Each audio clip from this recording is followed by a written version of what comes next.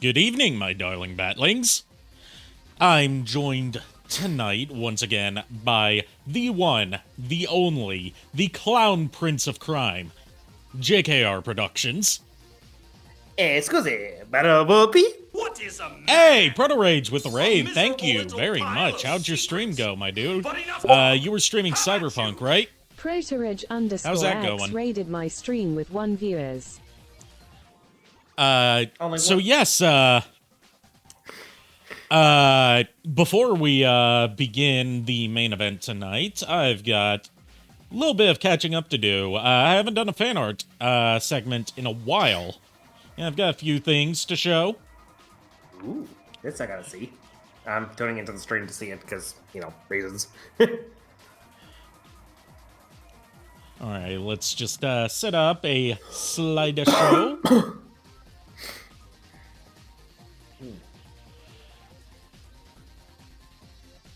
And I should have set this up before, but this is what always ends up happening. I don't set up stuff ahead of time, and then you have to wait like a second or two. There we go. Not this one. Pizza time. You know, I had a Pizza Hot Pocket earlier. I do have pizza. I had pizza yesterday.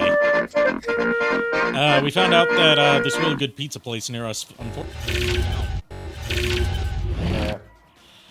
Yeah, that's Real shame. let me resize this. Because this is way too hecking big. Don't know who she is, but I know what I like. This is not what I was trying to show off tonight. It's just they load the entire directory. Ow. Each December week, though some would say it doesn't. The best thing that you've ever seen, even better than Come your on. hot cousin. Next thing in the slideshow, please. Do I have to assign another hotkey for this? Are the hotkeys not working? Man who defies the laws Fuck. of physics. We'll get in the Decemberine mood with this music at the very least. He's the Decemberine. Oops. You broke it. And to make your dreams come true. Eh, No beat that holiday feeling. When Come on, it's slideshow. up to you. Yeah. I'm just trying to show fan art. Creeps into town and borrows your hedge clippers. And while you're sleeping safe and sound, he puts There we go. in your slippers. It was 8 tracks in my day. Sometimes he'll cold call random kids with discount travel packages. Long face for $20 a night. Thanks, Decemberween Snickerman. All right, here we go. Let's cycle through. These are like the original reference images for Ariana, who's a character in my lore created by my friend Lulu. Look forward to her appearing eventually in the reviews. There we go. That's what I wanted to get to. First thing on display tonight. A Hero Forge model of me and Olive made by JKR. What can I say I, except you're welcome? Honestly, it's- There's a second one that goes with this that I didn't have time to download, which is me playing a guitar, and I wish I was that good at shredding. I like the touch of the cup of coffee. yeah. I was like, I had to put that in. All right. Here's the other one, big one I wanted to show tonight. This was made by a classmate of mine. He goes by Beans online. You might have seen him pop into my server recently. He asked if he could draw some art of me, and I gave him permission, and I'm just... Whew, I'm blown away by this one. Scara, thank you for following. We're doing a little fan art segment before getting into the main game. Yeah, like, I love the smug aura of this man. His smug aura mocks me, as it should. I love how the pyre is drawn with like multiple different shades. Very good use of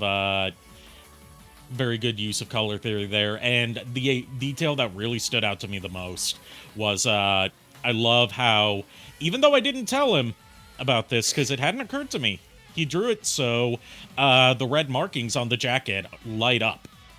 Or appear to be lighting up as I cast magic. Nice. And that's now going to be canon. You know, I was today years old when I actually noticed that your eyes actually have like the overall power symbol from most electronics. I've never noticed that until now. That's been a thing for like the past year. I don't know why I didn't notice. All right, so that is fan art done. So without further amounts ado, get into... Well, first, let's turn off the capture card source. Coffee. I've got plenty of coffee. I've also brewed a fresh pot. Ooh, nice. Sad thing is, I'm out of flavoring syrup, so I have to make do with sweet and low. And let's let's screen share it to you. Excellent. And here we go. I'm playing the PC version, heavily modded to make it as close to the Dreamcast original as possible. Hate to say this, Arikado, but I see you, like I see your model and everything, but I don't see the game. I see a black screen. Like it's fine on stream, but on the call, I cannot see the game. One sec.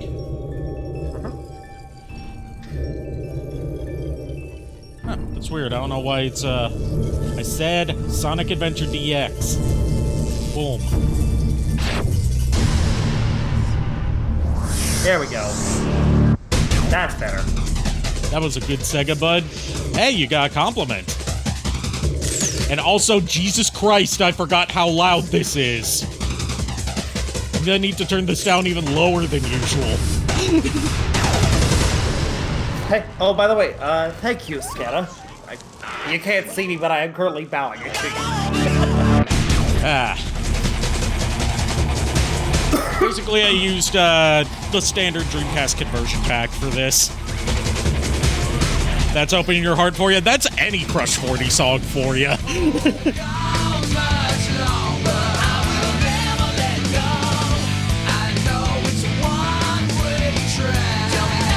There was one more mod I thought about using, which was AI upscaled FMVs. That would just make the sequences like this look slightly better.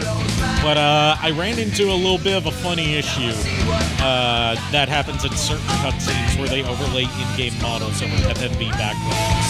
That kind of breaks the illusion it's going for. So I won't be using those. But otherwise, it's, you know, the way that everyone plays Sonic Adventure nowadays if they're not playing it on a Dreamcast.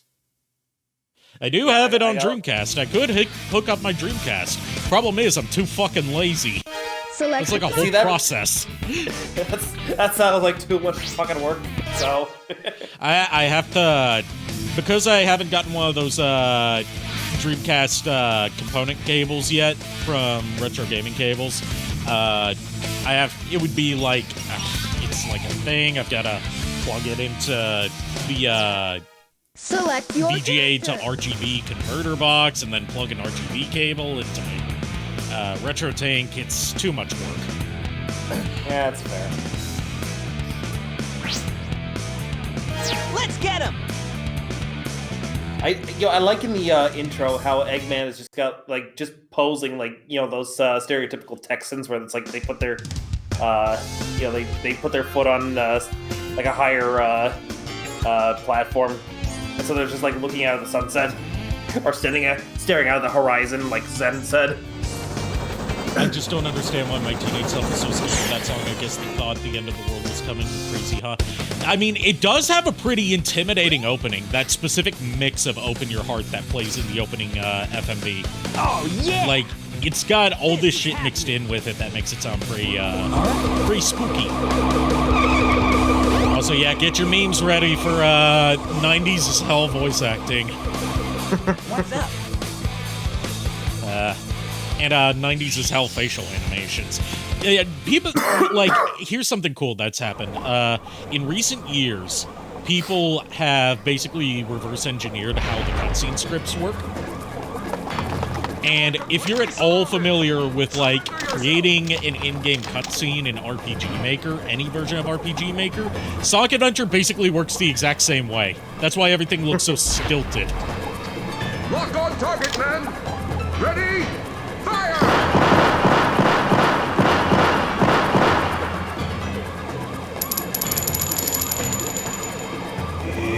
Oh no! Our weapons are useless! Retreat! All personnel! Hello there, Link. Glad to see you here. We're doing some Sonic Adventure. Oh yeah! This could be fun!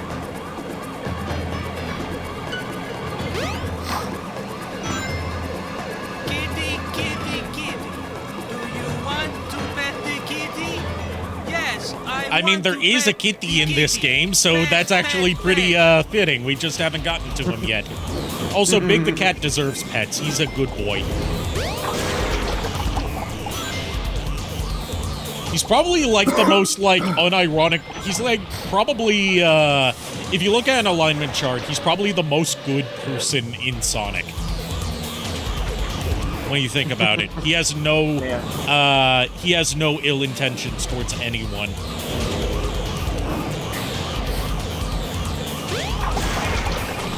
Hey, I'll play with you some other time.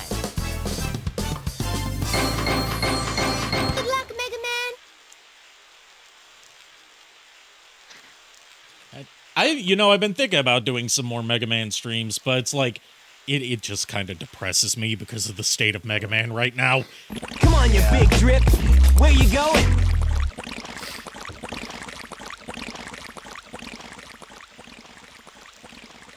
I mean, if you want to play the Pornhub sound effect, I guess those sound effects that Chaos was making while he slithered away, I guess you could call it, could be used for, like, hentai sounds.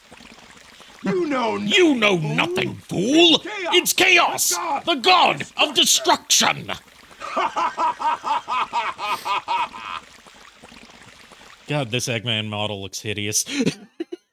It's weird that, like, the main villain of the game is the only character in the game, apart from Gamma, obviously, who doesn't get a moving mouth. Also, detail from Dreamcast era Sonic that everyone forgets about, that haunts my nightmares. Sonic with flesh-colored eyelids. Oh, jeez. Watch out! You're gonna crash! Ah! Watch out! You're gonna crash! It's only in the Dreamcast version of Sonic Adventure 1 and the What am I Dreamcast gonna version do? of Sonic Adventure 2. In every subsequent version, and every game since, his eyelids have been blue. Yeah. Like, fuck all the discourse about whether Sonic's arms should be blue. Should his eyelids be blue?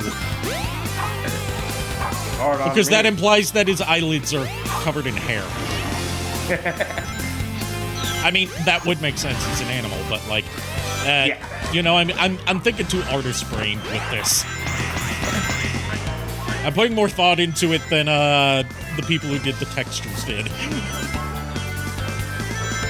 You own DX Adventure and 2 Battle for Nintendo GameCube.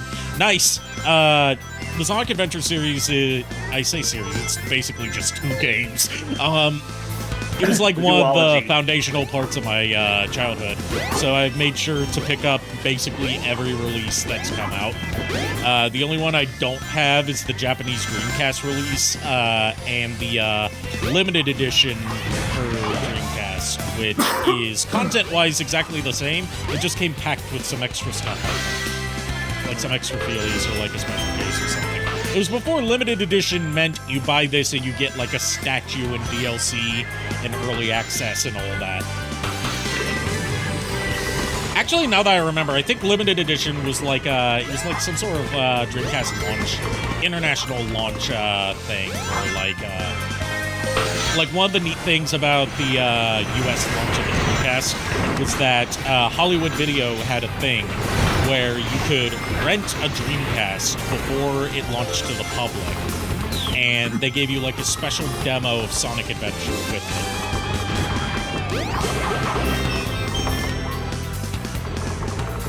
And that demo's pretty notable because it has some slightly different graphics than what we would see in the final international version.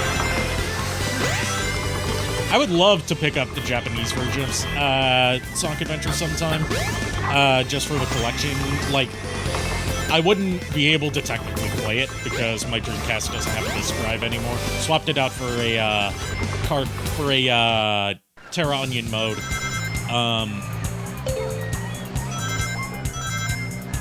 But you know, just to say, like, I own at least one copy of every version of Sonic Adventure. And it's not even my favorite Sonic Adventure game. That would be 2. It's just that one has the most wildly different versions. And it's a case where, like, each subsequent release after the international Dreamcast version gets worse and worse. Like, I know a lot of people like to chalk up the complete 180 in popular perception of Sonic Adventure to the Game Grumps, but I would count it more towards Sega not releasing good ports of these games to modern platforms. Like, their whole thing is like, instead of, you know, working with the original version and then porting it to new platforms, it's like,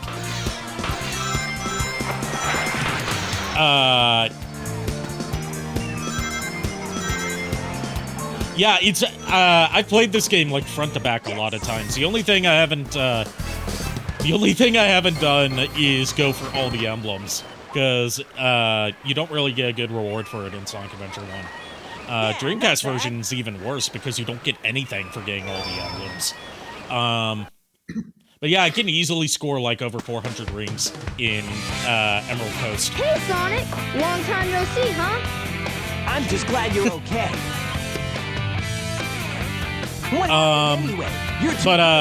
Yeah, like I was saying, like, instead of, doing the sensible thing and, like, porting the Dreamcast version to newer platforms, Thanks, but you gotta check the newest power they, like, supply. ported the Dreamcast version to GameCube, then ported the GameCube version to PC, then ported the PC version to Xbox 360, then ported the Xbox 360 version to PS3, then ported the PS3 version to Steam. So, in order to get it, like, in a mildly functional state, on PC, you have to, like, basically downgrade it to the 2004 PC version, which makes it compatible with tons of mods for quality of life improvements and making it more close to the Dreamcast in terms of visuals and sound fidelity. Sonic, what are you doing with all those rings you collect? Where do you put them? Sonic, you're causing me to feel concerned. They actually ask that in Sonic Generations, and we don't get an answer.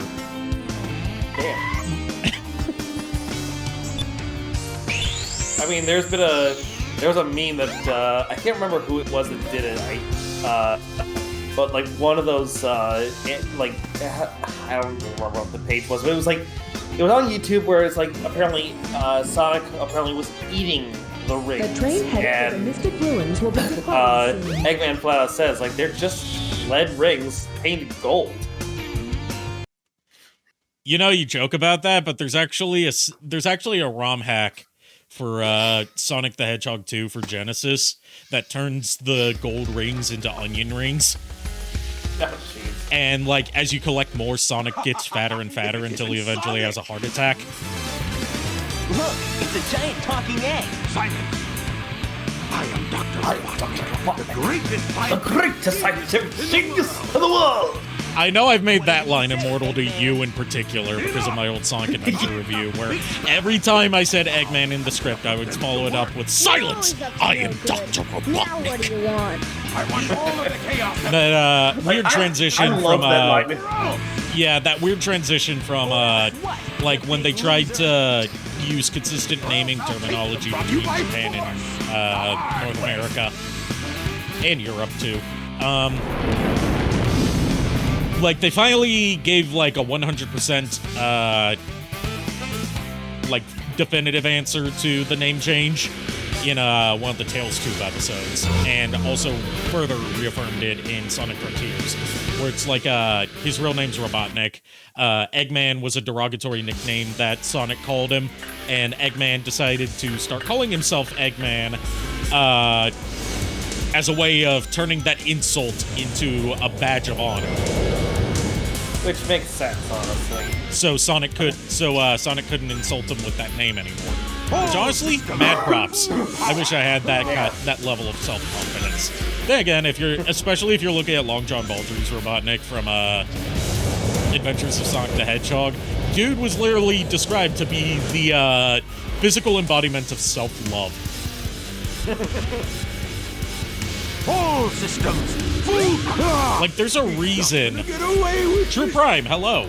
Dr. Ivo Eggman Robotnik. Yes, God, what was it that those Robotnik YouTubers I like to watch calls him? Dr. Ivo Pingusnik. all systems. Hey, True Prime. Don't forget his he's not going to get away with this. Some other time. And of course, Scary, there's also the one, the only, get a load of this. Robotnik had so much self-confidence, he just made the plan to marry Princess Sarah even without her permission. The OVA's fucking weird, man. The OVA's fucking weird. Like, he's like, I'm going to flood the Earth and wipe out all life. Well, technically, I say Earth, it's called Planet Freedom in the OVA, but like, I'm going to flood the Earth and wipe out all life on the planet, so me and this cat girl can repopulate it.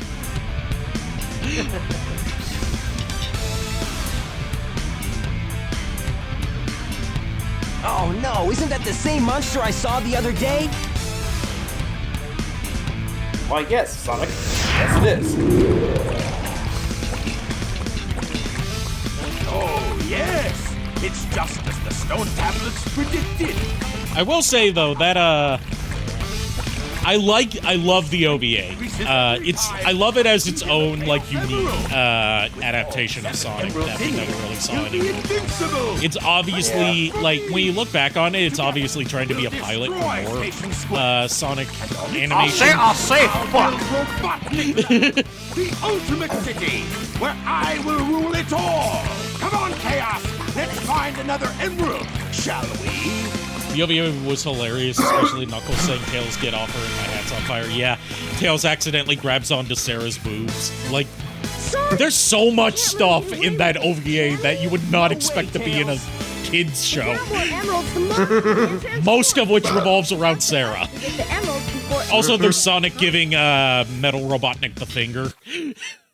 Yeah. And, like, even the voice cast of that is a little weird, because, like, it was dubbed by ADV Films, who were pretty big in, like, 90s and early 2000s anime dubs, but didn't use any of their usual voice staff. And, like, pretty much everyone in it hasn't really done much else, except for the voice of Robotnik in the OVA, Edwin Neal, who, had already sort of made a name for himself as a horror icon by playing the hitchhiker from the original Texas Chainsaw Massacre, and endeared himself to the Power Rangers fan base by being the suit actor for Lord Zedd. Like, that guy played Robotnik. That was him. Yes. God. You know, like, not the voice of Lord Zedd, that was Robert Axelrod, but the guy in the like suit, and also in the finale to Power Rangers in Space, when, like, the Z-Wave happens and Zedd and Rita get turned into normal humans, that's Edwin Neal as Lord Zedd. Oh, okay. That's, like, they used Carla Perez for Rita, which makes sense. She was the body actress for Rita after they stopped using stock footage. And, like, we finally get to see Lord Zedd out of the costume. Or out of the, I guess, with skin, you could say. And it's the hitchhiker from the Texas Chainsaw Massacre. I've heard like fan theories that Lord Zed was apparently of the same Lord. I haven't read the Boom comics, but I'm pretty sure they give a more definitive answer to it. Yeah. Like, I know at some point in the Boom comics, he gets his own Ranger transformation. No, jeez. Of course, he's a Red Ranger. Yeah, of course. That's in the comics? Okay, so it is in the comics. Let's see, oh yeah, I forgot that, but my favorite part was Sarah's scratching the crap out of Robotnik angrily, yelling, "Why the hell would I marry you?" and yelling, "No, Sonic, don't look there, you pervert." Yeah, Sarah, like, Sarah in any other context would be an incredibly obnoxious character, but she's hilarious in the OVA. Mostly because she's not just your standard damsel in distress. She can wrap Robotnik around her finger if she wants to. Yeah. It just doesn't occur to her because she's kind of a ditz. Yep. I'll be right back. I gotta get more water so I can hydrate, you bastard! Hydrate! The air theme, yeah, this was a composition that, was originally in Sonic 3D Blast for the Sega Genesis. One of Jun Senouei's first, contributions to a Sonic soundtrack, and more proof that, Jun Senoue works better with, real instruments than he does with Genesis chiptunes. Yeah, I'll hydrate. I have been motor mouthing a lot.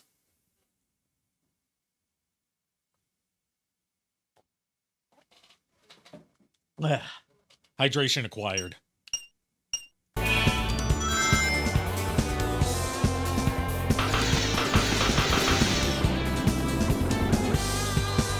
I don't know why, but on days where I should be completely exhausted, I have the most to talk about.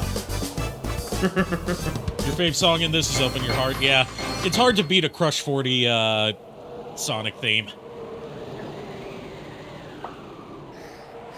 Yeah, not bad. Actually, speaking of Crush 40 Sonic themes, there was something that the lead singer of Crush 40, Johnny Joeli, did for as a little thing for the fans for one of the Sonic multimedia franchise's anniversaries, which is for you can find it on YouTube. He did a cover of the Sonic Sat AM theme for Sonic Sat AM's 30th anniversary. Oh yeah, I've seen that video. Honestly, I'm not a big fan of that particular style for the, but cause I guess it's just for like nostalgia with the rose-tinted nostalgic glasses. I'm also not too crazy about the Crush 40 and Cash Cash cover of Sonic Boom, mostly because I don't think Johnny Joeli's voice suits that song. Yeah. Like, I love Johnny Joeli as a singer, but when I think Sonic Boom, I think like the smooth lady vocals that originally had on Sega CD. Sat AM need to be longer, yeah. One of many 90s video game cartoons that need to be longer, along with Mega Man. Yeah. Mega Man, Sonic Sat AM, to my understanding, was canceled due to low ratings, mostly due to the network kind of screwing it over. Mega Man ended up being canceled due to low toy sales. Yeah, that's what I hate about like cartoons. It's like they still have this idea in their head that the cartoon's survival is dependent on whether or not the toys actually do well. I'm like, that's so stupid. Ready? I really don't get it. And they did that shit with the 2011 Thundercats series. With the 2011 Thundercats series, it's not helped by the fact that the 2011 Thundercats toys were dog shit. Yeah. Like, of course the Thundercats toy line sold bad. It wasn't good. No. That's not the show's fault. No, it wasn't the show's fault at all.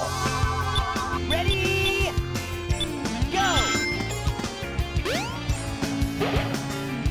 Always make a beeline straight to the crystal ring. just so you don't have to crystal spend as ring. much time This on reduces the time charging needed to your store Lightspeed power for attacks the and Lightspeed Lightspeed dash. dashes. Sonic Boom, that's the opening for Sonic CD. Yeah. I mean, I play a lot of retro games, so it's a good place to come to for some, like, early to mid-90s nostalgia. The train headed for the Mystic I think we can blame Ruins will Saban be for a lot of departing that thought process. I mean, yeah, because Saban was like... Saban wasn't, like, much of a player in, children's entertainment until Power Rangers, which also just happened to come out in 1993. Let's see, do I want to do both pinballs, or do I just want to stick to Broken? I'll do both.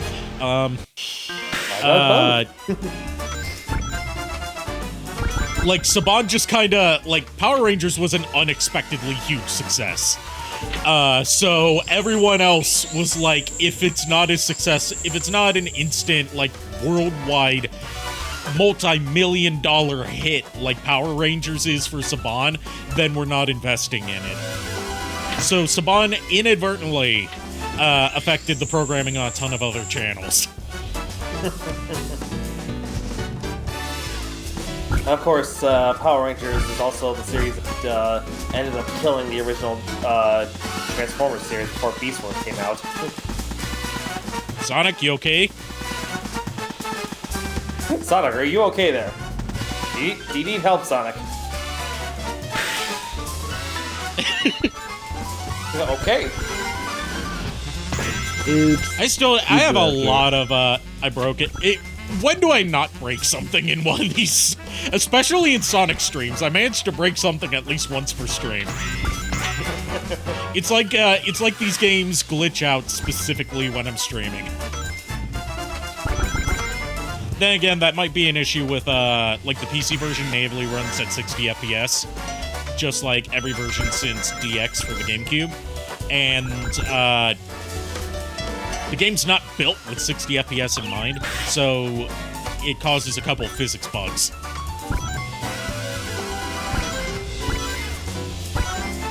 That's no good. Indeed, that is no good.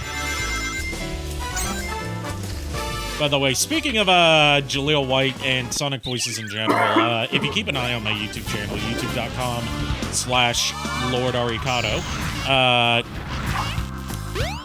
I'm going to be posting the next episode of my voice acting tutorial series soon. And the next episode is going to be on how to perfect your Sonic voice. Which, I know is a little unexpected for me because I don't even have Sonic names on here. I only have Shadow and Eggman.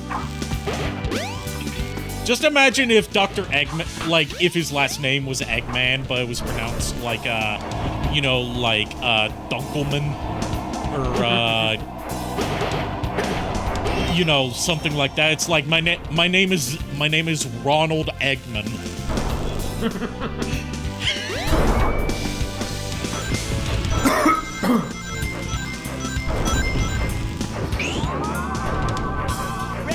Have a good night, True Prime.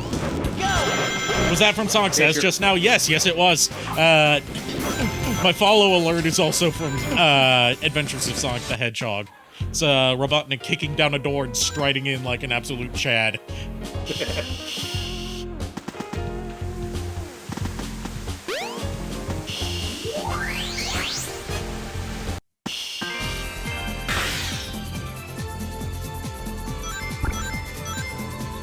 Card pinball is where I feel I have a better chance at scoring tons of rings. Slot pinball is just the table I don't think is as well designed. Give myself a promotion. Who redeemed? Okay, so that was Proto Rage. Yes, you do. You indeed deserve a promotion.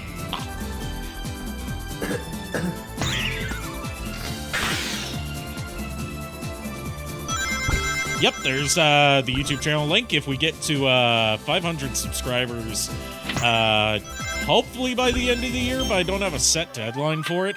But basically, if we get to 500 subscribers, I will host a dedicated creator commentary stream to my old, abandoned, defunct, terrible, cringe-inducing abridged series, Abridgimon Frontier.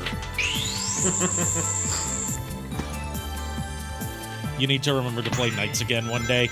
I can't get into Knights. I don't feel it's as naturally intuitive as Sonic is. Like, I have to look up guides on what exactly I'm supposed to do in Knights. Whereas with Sonic, it's pretty self-explanatory. Not to say that Knights is a bad game, it's just it doesn't click with me.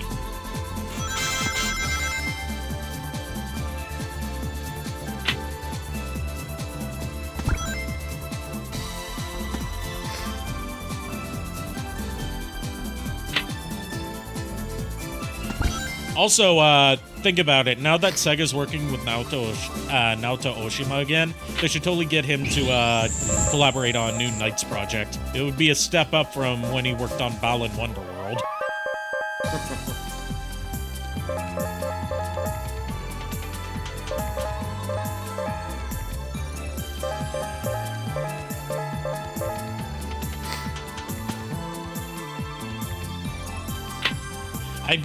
All these years later, I still haven't figured out how to trigger that specific Knight's fly through. It's like, you just have to land in the exact, pixel perfect spot. And then it makes this happen.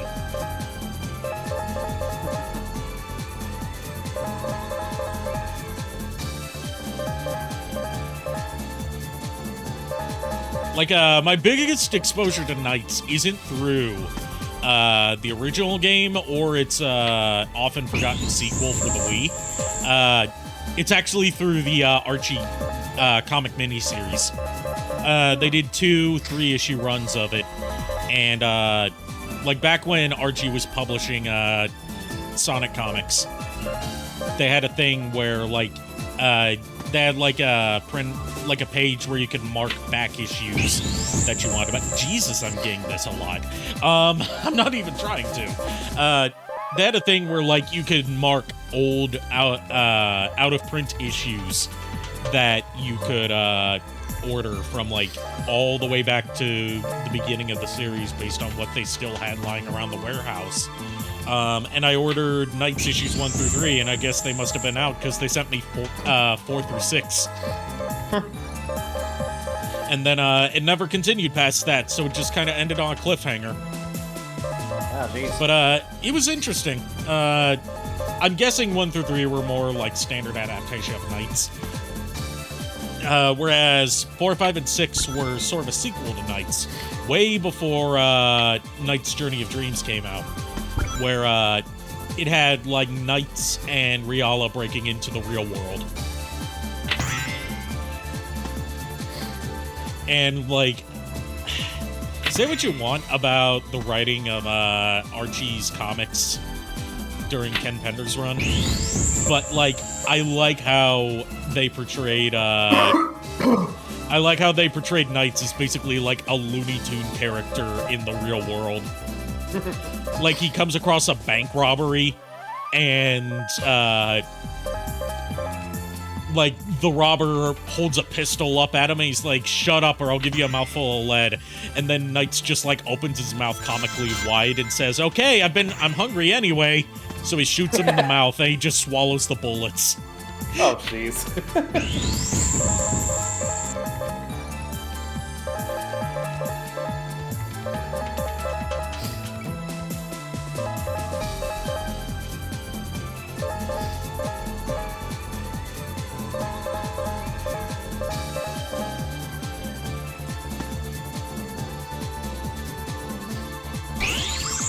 Okay, that's enough, going through the same track with Knights. Now let's see Knights in the other appearance he has in this game.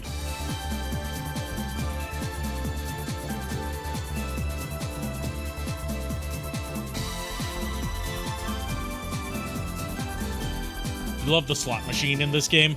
I'm terrible at slot machines. I know they're all luck-based, I just have shit luck. I mean, join the club. Like 9 times out of 10, when I do a slot machine in a Sonic game, it comes up all Eggman, I lose all my rings. No, jeez.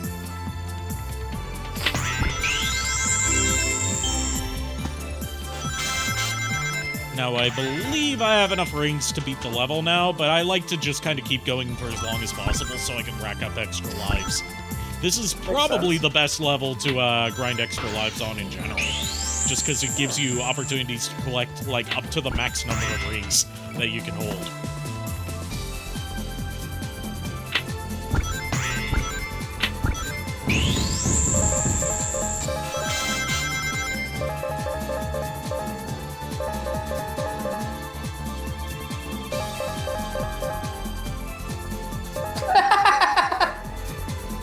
What? Oh god, whoever did this is a mad.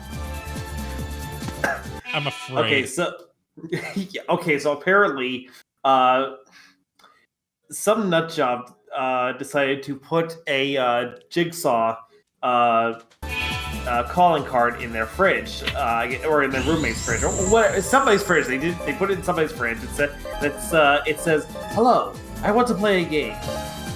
3 liquids in this refrigerator have been mixed with laxative. Will you die of thirst? No. Or will you face your fears and destroy your asshole? Let the games begin." The only thing it's missing, like saying this as someone who's somewhat of a Saw fan, like I like the first 3 movies, didn't watch much beyond that because it should have ended at 3. The only thing it's missing is live or die. Make your choice. No lie, this is actually something I would probably do just to screw with people.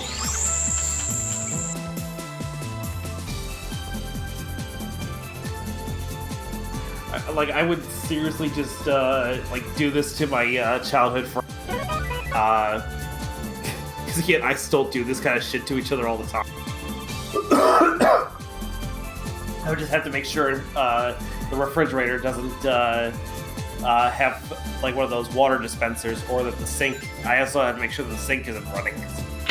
Just make sure that if you do that, make sure that if you find someone pulling that prank on you, make sure it wasn't an Amanda-type Jigsaw that did it. Otherwise, it's an inescapable trap. Which means that all 3 of the drinks have laxatives in them.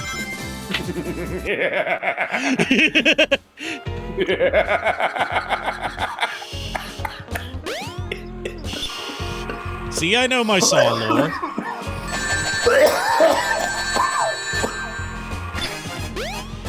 Yeah, the snowboarding theme for Ice Cap is one of my favorite songs on this soundtrack. Yeah, not bad. Tails, get your ass out of the camera. We don't need to see your ass.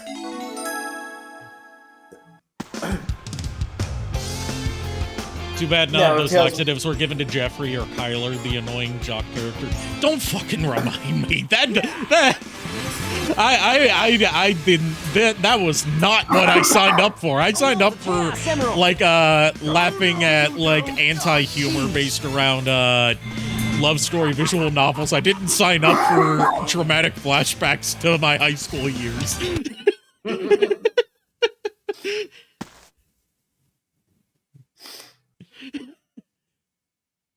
Oh man, what happened to that emerald we just had? Class of 09, not even once. I guess Eggman's got one of them. But the other one's safe. That guy must be desperate. That means his 2 to our 1, and that's not good. Come on, Sonic, we need to get busy.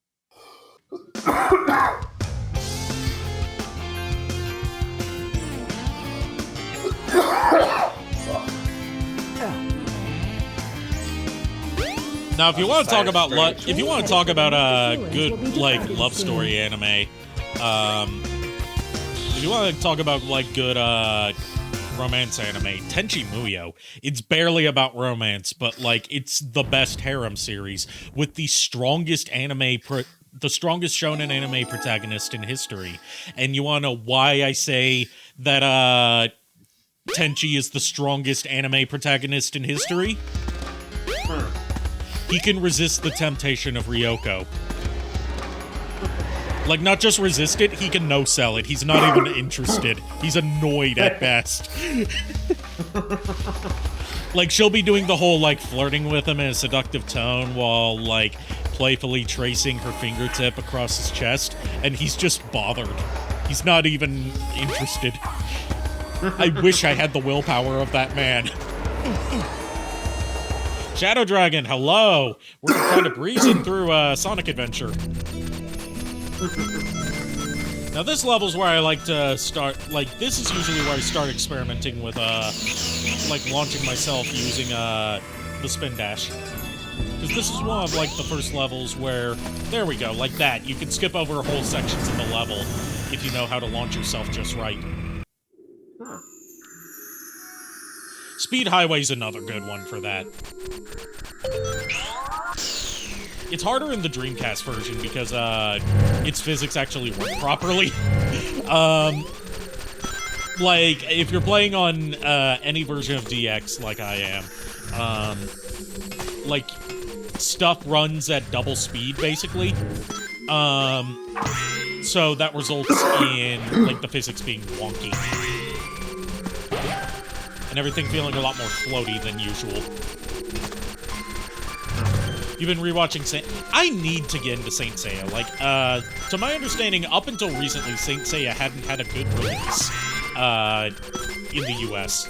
Like, it's been a big thing in Europe, it's been a big thing in Japan, obviously. It's been a big thing in Latin America. Basically everywhere except North America, Saint Seiya is like a cultural institution among, anime fans. Because what we got was a heavily censored dub by Deep, in an era where, like, we were starting to get uncensored anime as part of, Adult Swim. Did I hear about PlayStation and Twitter integration today? Yeah. You can still, post stuff to Twitter through the PlayStation app on your phone. Basically, it just adds like, one extra step, to posting stuff on Twitter. And honestly, I'm okay with it, because, it's a nightmare to set up Twitter, to set up your Twitter account on a PS5 especially. Because, shit's just broken.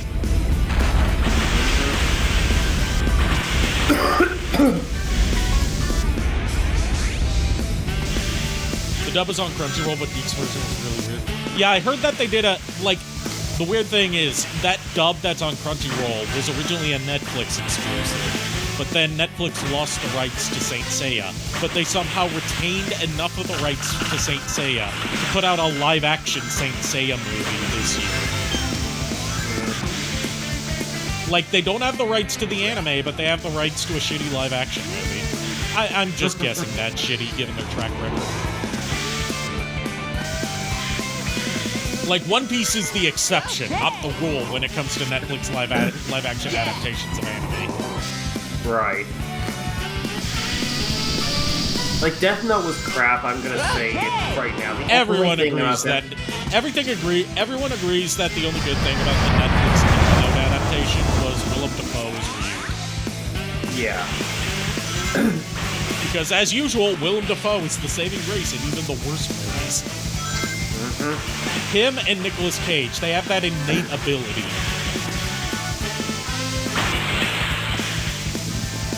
Yeah! Like, honestly, and I know I say this every time the discussion of Willem Dafoe comes up. I have to say it. I wish Willem Dafoe was my Willem Dafoe. Honestly, you know, when I saw it just made me think of how much he would fit the role of a live-action Joker. But, you know, studio execs don't think this... I feel like maybe around the 2000s he would have been a great Joker. Yeah, he's a bit too old for the role now, unless they were to do, like, straight-up live-action adaptation of The Dark Knight Returns. Fair enough, yeah. Or something like that. Something that has an older Batman and older Joker. Yeah. Because, like, dude's, he's at least in his 60s. Like, he doesn't look that old. It's more so about, the stunt. Station Square. Because he likes to do all his own stunts. Makes sense. Oh boy, everyone get your oh no's ready! Knock, knock, it's Knuckles. What's up, Knuckles?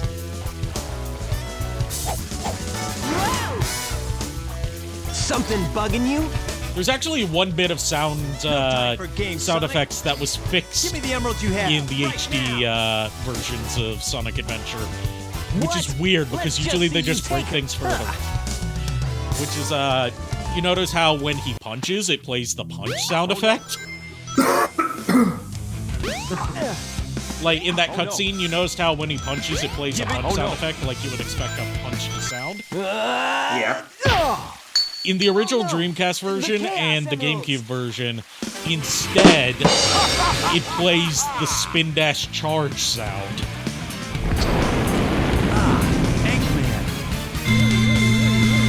Here comes Knuckles, and unlike Sonic, he don't chuckle, he'd rather flex his muscles.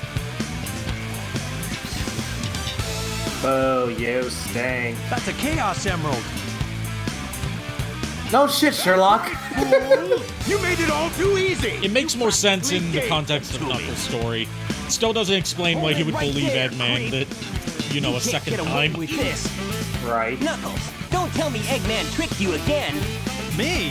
What about you? Way to go, Knucklehead. I love Knuckles in this game. Now He's such a I have doofus. 4 lovely emeralds. Chaos.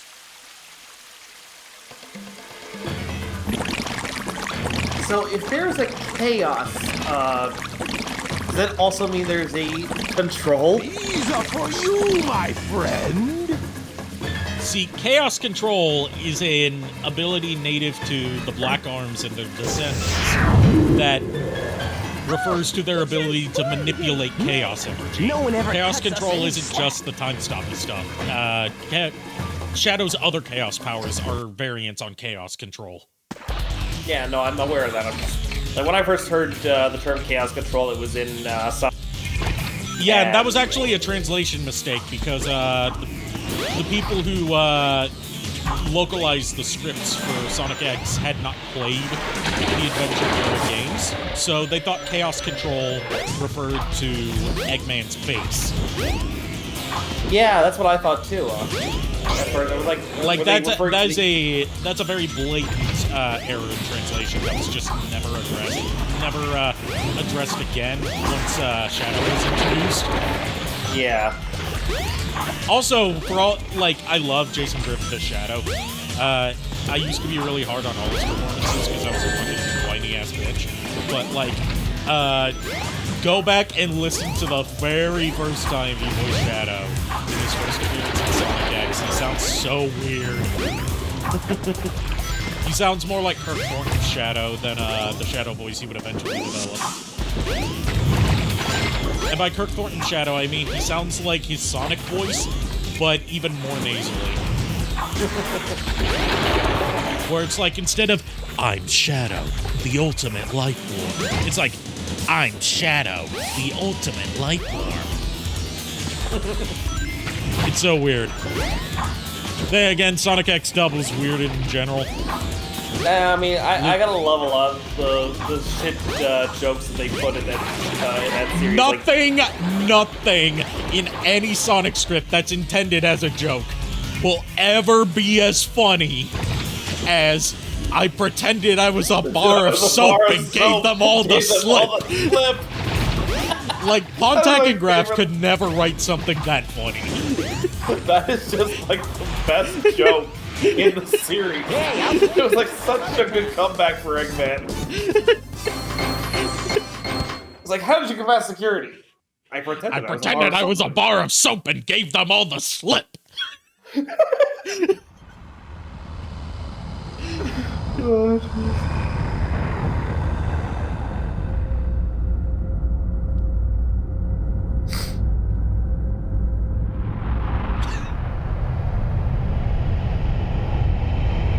Then again, as far as funny lines in Sonic go, funniest to me, bar none, like not even a line that's intended to be funny, is from Sonic Adventure 2, and we'll get to it once I get to Sonic Adventure 2, but I'm pretty sure all you guys know what I'm talking about. So, how did you know the emerald was fake? Tails! Because you just told me! box boy.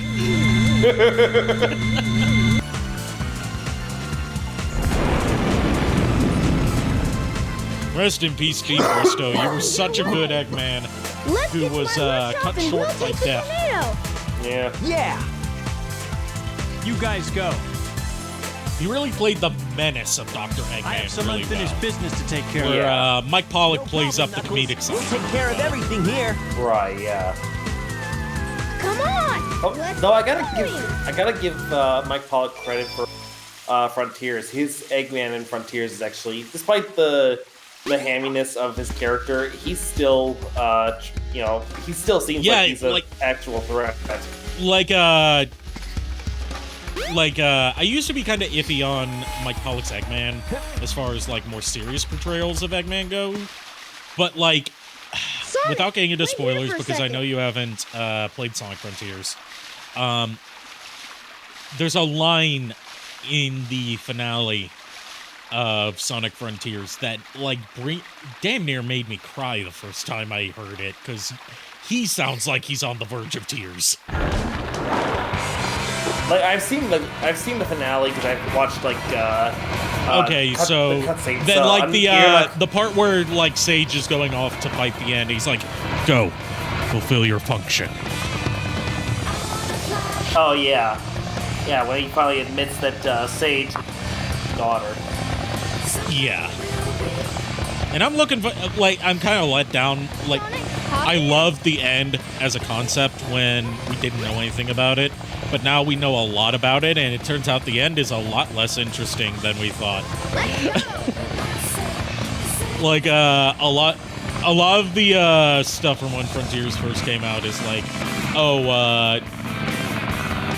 the end is like this primordial concept of the end of all things that cannot be truly wiped out. It will always exist. And then like now that all of the updates for Frontiers are out, and we have like the definitive ending to the story along with some story clarifications from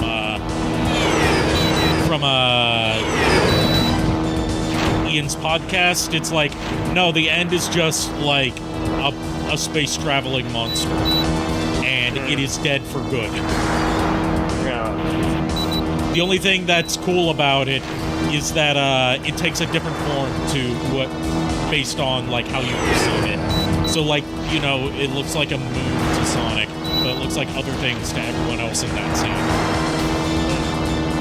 But that's never stated in game. It's just like like so much great Sonic lore stuff. It's in supplementary material that fucking nobody's gonna know about unless they. Yeah.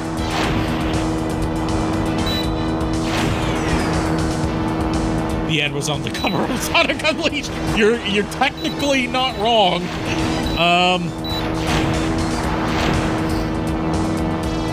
Also, I like you guys have seen some of the mods I've done for Sonic Unleashed. But one of the mods I saw that's like, this is a really petty thing to change, but I love that someone put effort for it, is a mod that changes the moon to be half destroyed. Nice. Because remember, the moon was half destroyed in Sonic Adventure 2. It never got better from that. Nope. The canon explanation for why the moon doesn't look half destroyed anymore is that it was thrown off its rotation by the impact of the Eclipse cannon laser, and that made it like so it only shows the non-destroyed half of it facing the Earth. Now I'm no physicist, but I don't think that's how that works. I mean, it's still better. Way to go, Tails! By the way, Sonic Jam Saturn models for this shot only.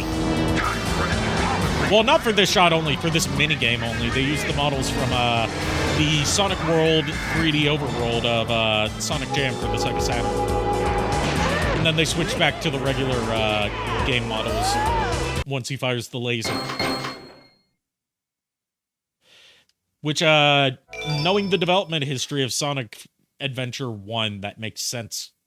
because like development for Sonic Adventure started in the twilight years of the Saturn, and in fact, if you know anything about Sonic Jam, you know it has that 3D overworld. That's actually basically a test level that was created to test out a 3D engine for Sonic Adventure before development was moved over to the Dreamcast. You're not who I'm looking for. They fixed it here. Oh, in the I wonder if Dreamcast he's okay. version, when Sonic like does that little turning his head back and forth and then running in place before going off in this cutscene, in the original Dreamcast version, one of his eyes like rotates a full 360 degrees vertically through his skull, and it looks weird. But they fixed it here. Damn it.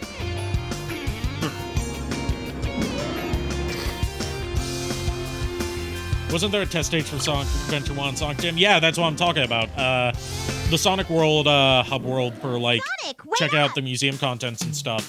Long time no Was basically a test for what would have been Sonic Adventure 1's engine. Had it actually been released for the Saturn. Birdie seems to be in trouble. But I think it fared better being developed for the Dreamcast. Yeah, they only got 10 months of dev time, but like they were able to build Sonic Adventure around the specs of the Dreamcast. No trains are currently in service. The Dreamcast itself has its own interesting history where, like, it could have been a completely different console had one company not broken an NDA. Like, it uses, I'm trying to remember the company, I think it's Hitachi, that made, like, the graphics set, like the chipset for the Dreamcast.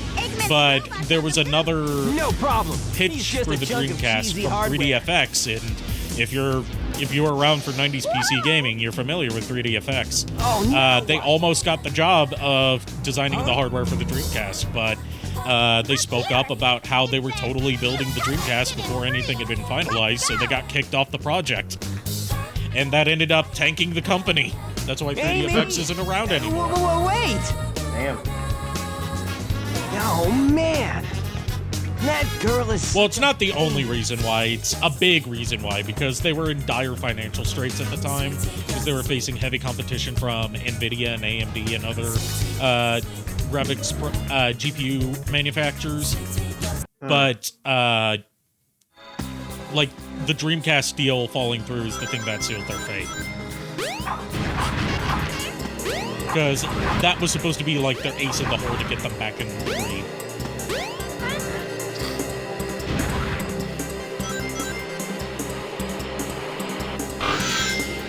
There's a lot of what-ifs in Sega's history, because they're a company that's, like, very flippant and changes things on the fly.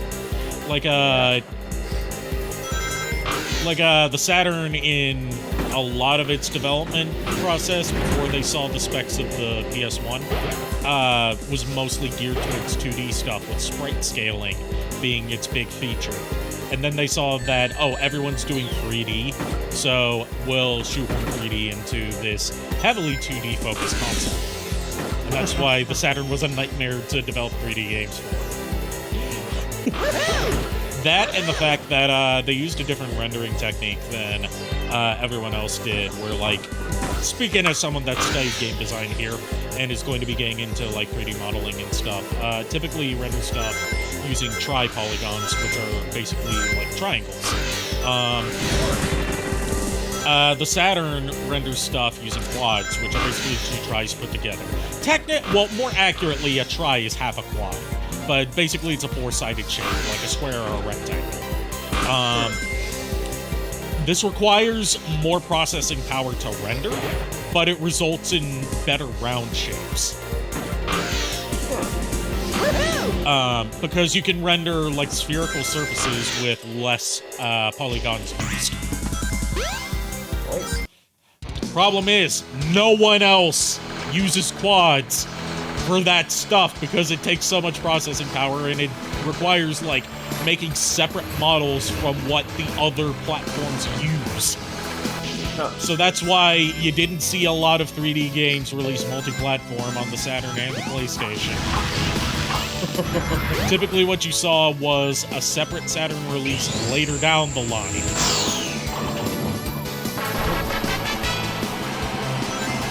Like, Capcom did a port of Resident Evil that has, like, slightly different character models because of the different rendering technique.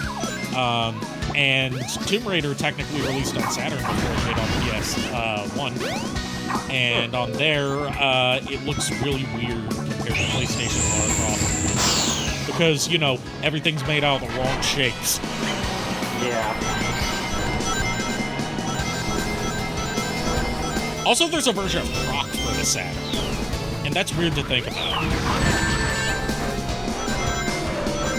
I swear, I'm always shocked when I find out that someone else played Croc besides me. I had Croc as a kid, but I ended up losing it during one of my mini moves. I think I still have my copy sitting around DVDs in one of those DC slip things over the years, but I haven't played the game in a long-ass time. Well, you'll be happy to hear that after, well, 2 bits of news that came out about Croc in recent years. First of all, there was like this lost media search for a canceled Croc 3 that was apparently early in development before it was canceled. Turns out it never actually existed. The whole thing was a hoax.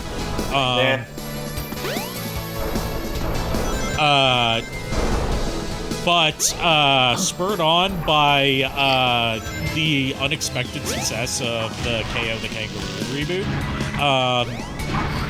the guy who retains the rights to Croc said that he's in the early planning stages of a Croc remaster. Hey, Kier. If you want to hop in, feel free. We'll get to voice recording after this stream's over. Yeah, if he says yes, then we'll hop into the call thing.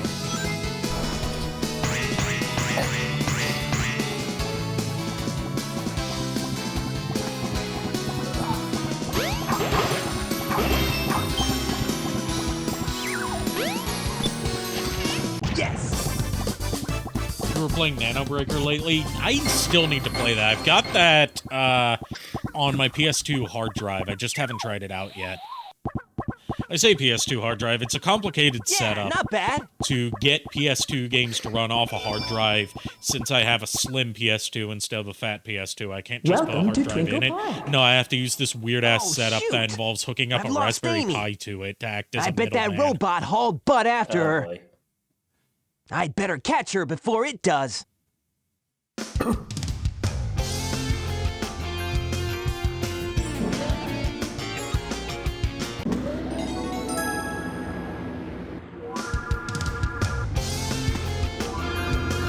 Alright, getting ready to enter the best stage in Sonic's story. I will not hear otherwise. The late 30 autistic 90s night up. 90s night owl gal, if you weren't sure. Same bestie, except gender fluid instead of just gal. But I'm not late 30s, I'm just 30. Yeah, no, we're both 30. Yeah.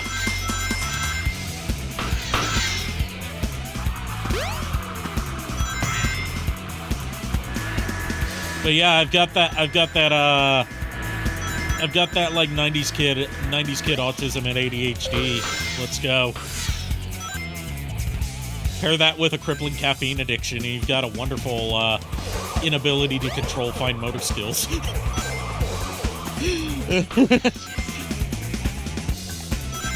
Okay. Well, pop into that other call. So. All right. I will see you in there. I'll see you there, Arikado. Okay.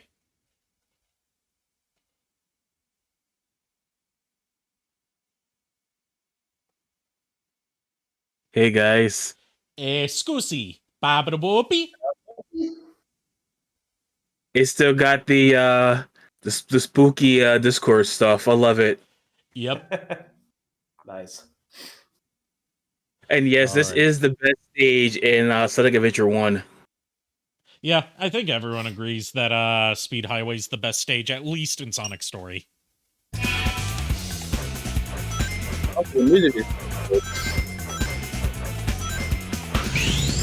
It also has my favorite, one of my favorite tracks in the game. Like, every song on Sonic Adventure 1 soundtrack is a banger in some way. I may not be a fan of Amy's theme in Sonic Adventure, but I'm sure it appeals to someone out there. I was listening more to the lyrics. Actually, a few weeks ago, I was listening to the whole OST. It is very fitting for her. I mean, I wasn't doubting that was fitting for her, right? Just how it sounds. I have a tolerance for her bubblegum pop, and that's way over my tolerance. I mean, in terms of bubblegum pop, I like, you know, the like sugar, you know, that's the still going back to Archie, that's by the Archies. It is a fictional band comprised of Archie and his friends. So it's good. We can't escape discussions of Archie on these Sonic streams. Never. Honestly, my opinion is the only good Archie, like Archie series that I've ever seen has to be Archie's Weird Mysteries. That was just what I grew up with. I only saw one episode of that. It was the like Caveman Jughead thing that they aired on Nickelodeon a couple times. I will say something nice about Amy's theme, and I do love the chorus line. Like, I genuinely love the chorus line. There was a strange amount of discourse today about Amy's current voice. And, like, I wanted to give my 2 cents on it. As a fan of Cindy Robinson, I don't think she was a good choice for Amy. No disrespect to Cindy Robinson. She's very talented. And she voices one of my waifus, Makoto, 2 of my waifus actually, Makoto Nania, and though it doesn't appear on a lot of her official credits, Kirika Misono from Aiken. But like, I don't think she has the range needed for. If she does have the range needed for Amy, she hasn't found it yet. Because, like, she's done 2 different voices for Amy since taking over the role. From Sonic Colors DS through Sonic Lost World, she played Amy as, like, very high-pitched, cutesy Minnie Mouse type voice. And I don't think that fits Amy because she's not, like... She's not really cutesy. Yes, she's cute, but she's not like a Minnie Mouse type. No.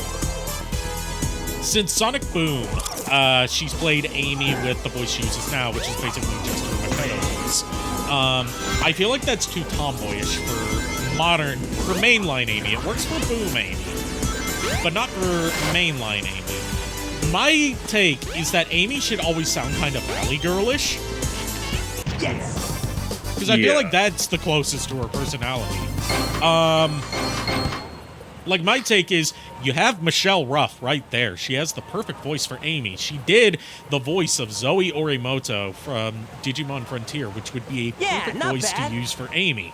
And yet you cast her as Cream the Rabbit. The funny thing is, the moment you say it, I'm drawn back to our Bridge series.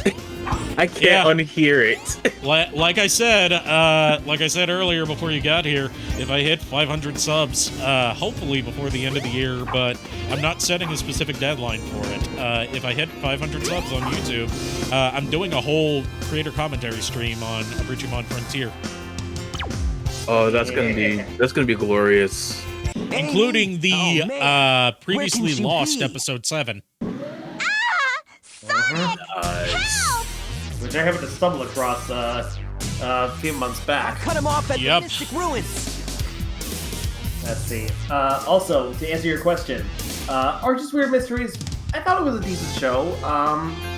It's by no means a perfect mystery show, but it's a good way to waste about half an hour with something funny and enjoyable. I mean, honestly need to get into the Archie stuff because I am so far behind in anything Archie, please. Let me go, you I mean, with Archie, it's not like they really have one ongoing series right now. It's like they just kind of throw him in all sorts of different scenarios, and it's like just kind of throwing shit at the wall and seeing what sticks, and then turning that into a mini series. Oh, speaking of classic American characters, did any of you guys see the death battle with Scooby and Carriage? Nope. Did not see that, no. I don't watch death battle. I'm not going to spoil anything. I'm just going to say I had the biggest compliment I can give anything. I had fun watching it. I was actually laughing. What? Like, I don't watch Death Battle anymore because I'm just not interested in it anymore. No but problem one that on I that. need to check out just because of one clip I saw from it that shows like, hey, they actually had fun making this episode. Is SpongeBob versus Aquaman. Did I see that one? I didn't see that one, but like I saw a clip When we where find like that media, there were we'll find like Dr. Wily. hundreds of SpongeBobs at once because he was like blown up or something and reproduced via budding. And then like it cuts to Aquaman and he's like, sweet Neptune, but it's like a still of the Aquaman sprite they were using with live action lips superimposed over it, like it's fucking Clutch Cargo God. or something. No! I think I missed that one. But there's only one thing I really want to say, and again, it's not spoilers. I want to know. I gotta look at the credits, and I have to see who they got to play Courage, because they did a really good job. This is the ancient light. Like, try the light speed. it's not obviously spot on, With this, but you it is can now do the light very, speed attack. very close. I'm still bummed that we never got a Courage revival like John R. Dilworth tried to pitch. Oh, same with that. It's hard to even find his pitch pilot anymore. It's not on YouTube anymore, and unless like you happen to find out on like some of the streams. He did like a pitch for a CGI reboot of Courage the Cowardly Dog. The pilot is called The Fog of Courage, and unlike a lot of other CGI reboots, it actually like keeps the general aesthetic of Courage the same. It's just now they have three-dimensional space to work in. It had Wallace Shawn as the voice of Eustace. I think they used clips from it and the death battle. If you're not familiar with Wallace Shawn, if you've seen The Princess Bride, he's the guy that gets poisoned at the beginning. When facing up against the Dread Pirate Roberts, you know, the one that says everything is inconceivable! One more thing that's actually really cool about it, too. Again, this is technically not a spoiler. While I'm not crazy about their remix of it, they did have a mix of one of the best songs ever in Scooby-Doo. Terror Time? Yes. You gotta have that, especially for Halloween season.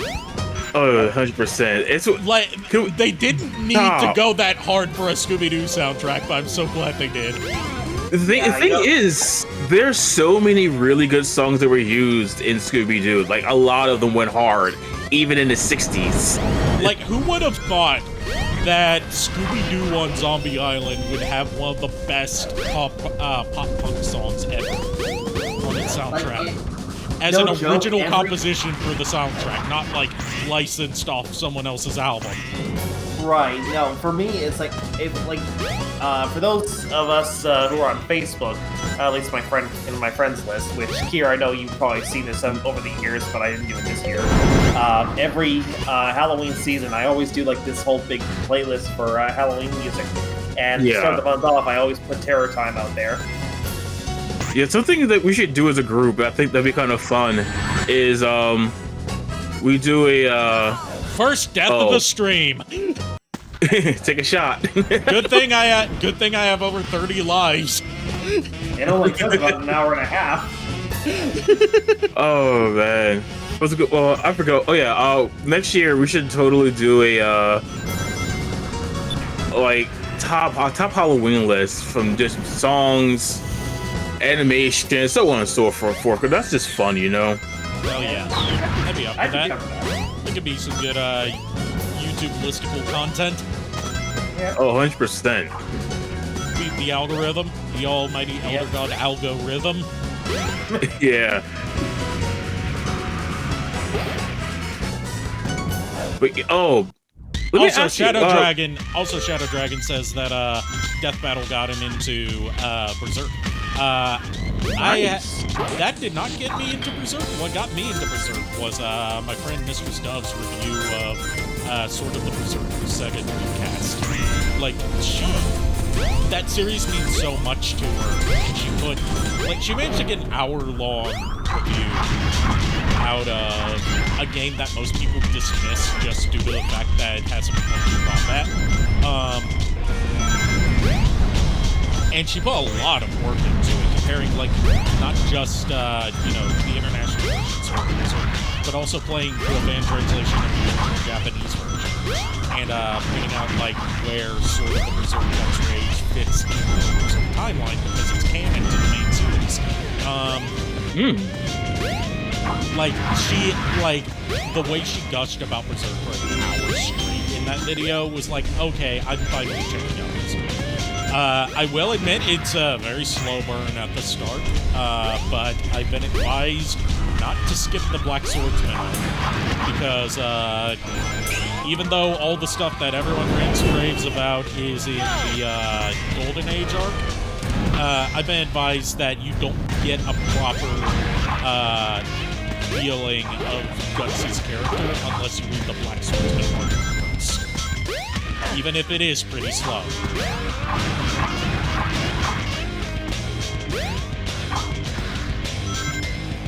Is Berserk been on my list for years? I just don't have the time really, because right now looking for a new job right now and everything. Berserk's a hard. I mean, one thing that also makes Berserk hard to get into, other than its content, is that it's a series that's never really had a good complete anime adaptation. You either get one that adapts most of the story but is shit, or you get one that's great but doesn't adapt most of the story.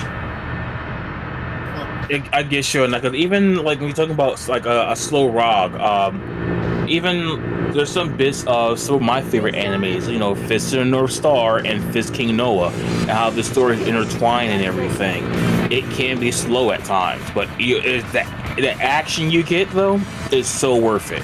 That is your reward. We still need to watch that live action American Fist of the North Star movie with Dollar General Chuck Norris as Kenshiro. If when we watch that, I gotta have alcohol. I haven't seen it, but I know it's that bad. I'm not even joking. I need alcohol to watch that.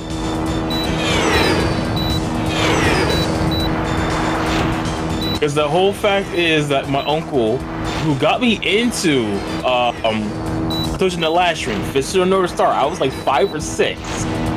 Yeah. That tells you how good it was. And then he said, oh, it's a live action. We saw it, and we're like, oh no. We saw the trailer for it, and he was like, oh no, and I'm like, oh hell yes. Who better to play Kenshiro from Fist of the North Star than some guy that looks like I said, Dollar General Chuck Norris. Hi, Billy Mays here. It was direct to video. It was direct to video, where the best movies go. Oh my gosh. PlayStation Cross. Berserk and the Band of the Hawk. It's a warrior style Berserk game. Ooh. Often regarded as one of the first games because really? Well, I don't know the exact reason why, but Berserk's had a few games. There's a Japanese one that's I think it got a fame, but it's for the PS2. You know what you're doing. You bet. But the Sega Dreamcast one is the most iconic because not only is it the only one to, the first one to get a international release, it was the first piece of Berserk media to get an international release before the manga and before the anime, which is why it has the weird title of Sword of the Berserk instead of just Berserk. And, question. Also, why there's some very weird dubbing and translation choices. translate Guts' name as Gatsu. Or Quick question about the game. Yes. Why did the Tornado 2, I always wondered this, end up turning into George Jetson's car with the because it's futuristic. It's answer is acceptable. It's futuristic from the far-off year of 2002. Oh, good lord! Like, whoa. 2002. I mean, it's far off. I said it was far off. I said it was far off. I didn't say it was far off in the future. you know what the funny thing is? I just said I said I'm from the 80s. That's still far off, no matter how you look at it. Oh. One of my favorite uses of the Jetsons, like, what I like to call the Jetsons hover sound, still has to be like how Team 4-Star uses that resist floating thing. Oh, same.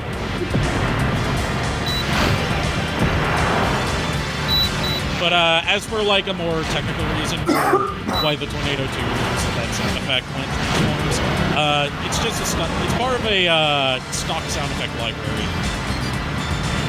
Like a lot of Hanna-Barbera sound effects were later released on stock sound effect library compilations, which is why you hear them in a lot of non-Hanna-Barbera productions.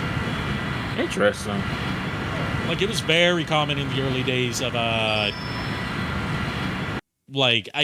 for lack of a better term, CD audio, because you also heard it on N64. For people to like buy stock sound libraries and use samples from those either as sound effects or as parts of songs.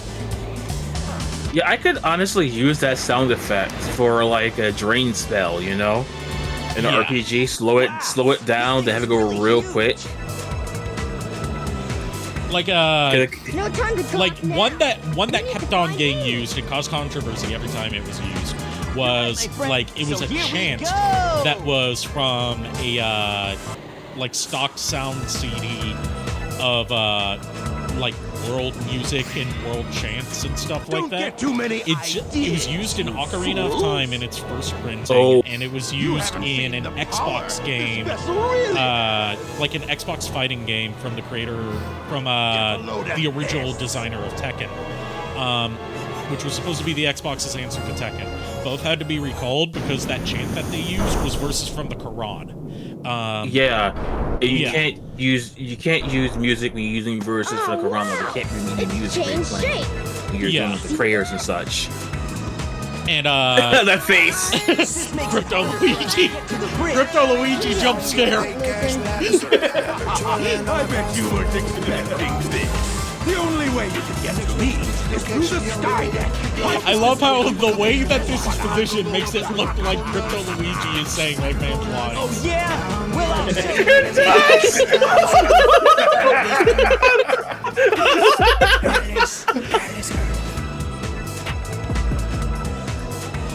You can't stop me, Sonic! I just bought more land in the metaverse!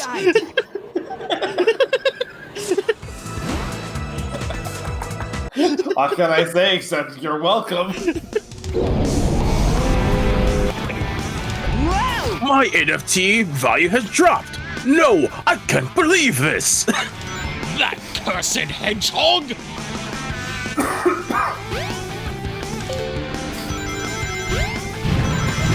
Oh man. So let me ask you guys, because I haven't been in the chat with you guys for a minute. In all honesty, Eggman is the one who would be running a crypto scheme, not the one who would fall for it. Yep. Would Dr. Wily though run a crypto scheme? Oh hell yes! It would be part of his master plan to take over the world and defeat that wretched Mega Man once and for all. I don't know why I went kind of French there. Dude, if you think about it, that actually would sound kind of badass. Have a mix of French and German. I mean, French or German doesn't technically both don't really fit for him because he's his name is based on Albert Einstein, so if anything, he should be Swiss.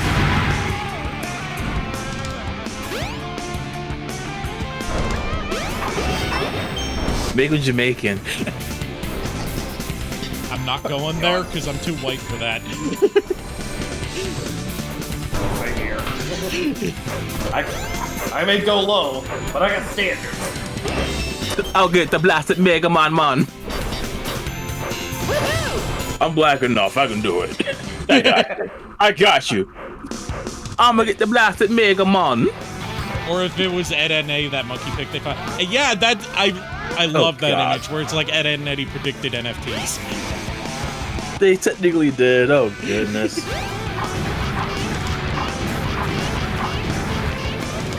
Now here's a question for those of us who have actually seen this, which I haven't seen much of it. But Dr. Doofenshmirtz, do you think he would have gotten in on Evil Incorporated. Here's the thing. I think he would, but for him at least it will be somewhat successful. He will get out before it actually messes up. Like he'll get caught in the scheme, but he'll end up coming out on top. Like he would like Dr. Eggman would be Sam Bankman-Fried. Dr. Doofenshmirtz would be Logan Paul.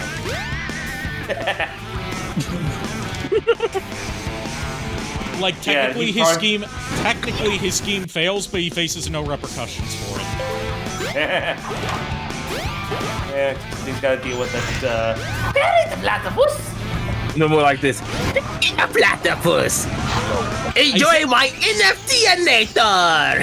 Yeah. Also, his wouldn't be like, you know, entirely malicious because he would still only limit his conquest to the tri-state area. Yes. The tri-state coin. You know, there's a story that Dan Povenmire, the creator of Phineas and Ferb and Dr. Doofenshmirtz, shared on his social media that I love. It's about him going to, like, the Star Wars park at Disney World.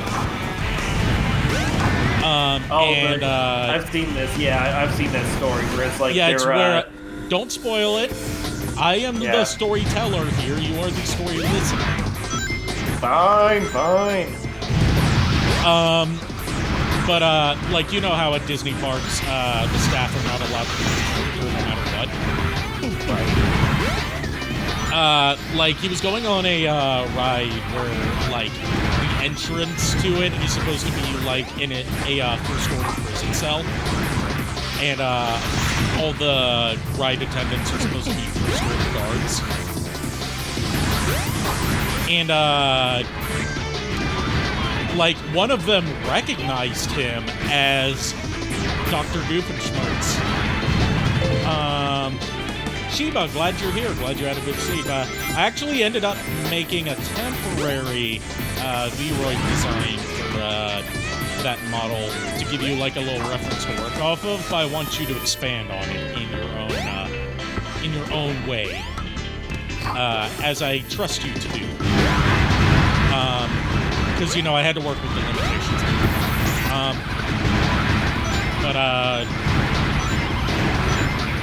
Like I was saying, like one of the ride attendants recognized Dan Povenmire as Dr. Doofenshmirtz, but wasn't allowed to say like, "Oh my God, you're Dan Povenmire, the creator of Phineas and Ferb, because they're not allowed to break the word." So you want to know how they gave him sort of like a wink nudge acknowledgement? They said, how unexpected to see you here. And by unexpected, I mean completely expected. Like, I can quote I got it. I can quote word for word exactly what he said. He said that, he specifically said that the person, this girl actually said to him, it's so unexpected that you got not caught. bad. And by unexpected, I mean completely expected. Yes. So if you know, you know. It might be, but let's check out the bridge. I found out some weird things about Disney parks because I went down a rabbit hole of like like icebergs of dark secrets about different companies. Did you know that in 2002, Disney park mascots had to share underwear? Ew. Fuck. That is so unsanitary. It was a special park designed underwear that doesn't show through the mascot costumes. The fuck? And instead of like giving everyone their own set of underwear, they just had communal underwear that they had to share. Ew. That's so disgusting. That's unsanitary. Like that could. Yeah. They changed it after enough people at the park ended up complaining about like getting all sorts of infections and diseases. No way! They didn't think that. But it was like that for decades. That's how you make me smack someone in the face. Master Robotnik. Also, since it's still kind of spooky season, not quite into Decemberween season yet. Another thing that I learned is that they have a policy at Disney parks that no one dies at Disney parks. And don't disappoint me. And by that they mean if someone is dead at a Disney park, even if they're obviously dead and cannot be resuscitated, they will still try to resuscitate them and then transfer them to a hospital where they can be pronounced dead. Resistance is futile. No, they did. Well, it's a technicality. They did. Like, technically, they weren't pronounced dead at a Disney park, so legally they did not die at a Disney park. I'll be that person that oh no, he did. Just so they're. You'll probably get ejected from the park for saying that, no doubt. For what? Saying the actual fucking fact? Yes. I would not put it past them to do that. Amy, out of my way. No! This robot is my Stupid, but I know for a fact they would probably call that dead. It's Disney, you know that they would do it. I mean, look how many child actors they ruined. Whatever you say. He dead as DBZ You and must have a your rich reason. Popo would say. See, Scary, you've Bruh, only been in you've only been in this chat for one stream, and you've already become one of my favorite Hey, channels. the ship is losing altitude! The funny thing is, I don't remember where they got that from, but it was like a 1970s or 1980s movie where it's like, he dead. I know they got it from one of the old movies. I want to say it was either a blaxploitation movie or one of the Wayne Brothers movies, I want to say. And I might be 100% wrong on either one of those accounts. But the he did thing it was from the 80s. I really want to say Somewhere on the bridge. I've got to find it now. it has been used a lot in the 90s. Like, I think one of Eddie Murphy's movies, they even said it that way. Speaking of Dragon Ball Z Abridged, it's hard to think that they're one episode away from having covered the entire Abridged series on their creator commentary. The only thing they haven't done yet is Blue Bits and plan to eradicate Christmas. Yeah. Emergency alert has been cancelled. Clean it up. Clean that up. Clean that up. Cause fuck 'em. Cause fuck 'em, that's why.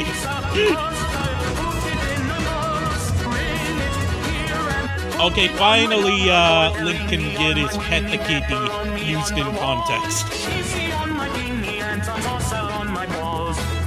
Wow, I didn't know like Chaos 6 had such an immaculate singing voice.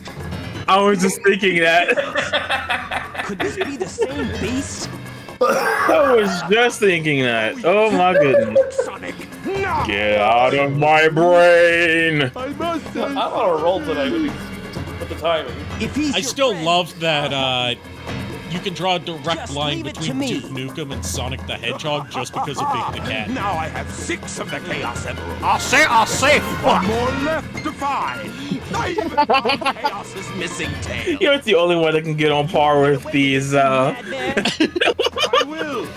match for Chaos. Even though Love he's not Bulma and perfected Gohan yet. and DBZ Bridge. Okay, Like, destroy them all. like Immediately. DBZ Abridged Bulma is one of my favorite incarnations of Bulma, apart from like OG Dragon Ball Bulma, and I kind of like what they did with her in some of the Super movies. I haven't gotten through the main Super series yet, because by God, does that have a terrible start? I can't believe this. Oh, you're going for the double. Yep, that's how I always do Chaos 6.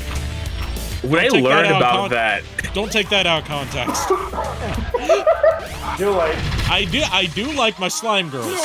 I don't think Chaos 6 identifies as a girl. non-binary maybe? I'll play with you some other time. I mean, technically Chaos 6 is genderless, but is referred to with male pronouns. Ah. I mean, I still would smash. Though I would get smashed. Your funeral.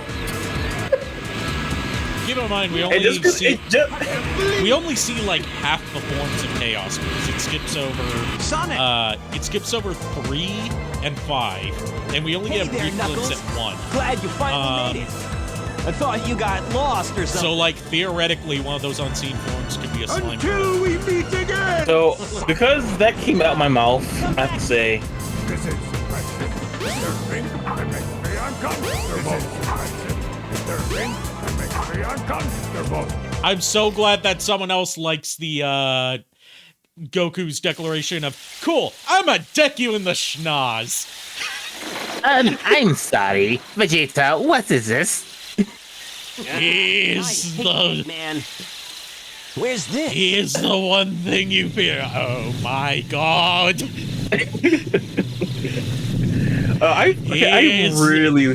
He has surpassed his limits and realized the legend.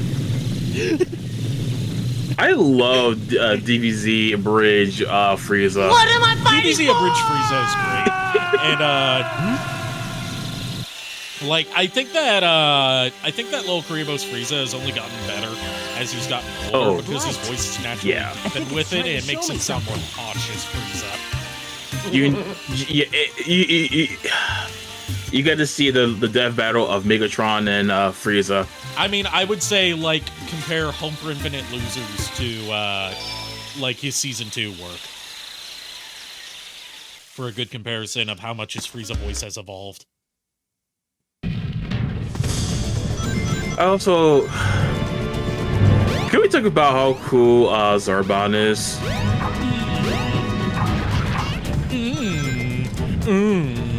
Yes. They need to bring. Can we do? It's not gonna work, but can we get a petition to bring back Zarbon? I mean, they've done worse. No! I say worse. They've done weirder things. They made Broly canon. They could do anything. They made Broly canon, and they made it better by making with the new canon version. They can do anything. They brought back Captain Ginyu. And promptly kill him off again. Yep. Well, technically, they didn't kill him off the first time.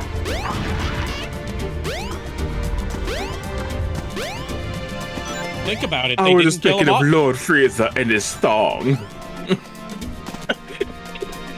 Now, the real question is, when are they gonna bring back Jace? Oh, 100%.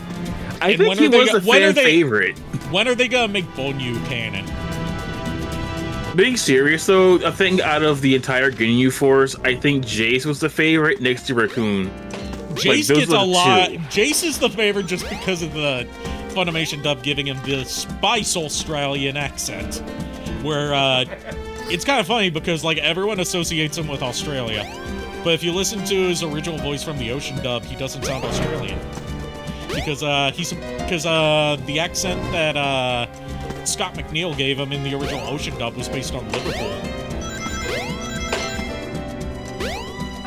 So it's less like Crocodile Hunter, Crocodile Dundee, that kind of thing, and more, technically more Beatles.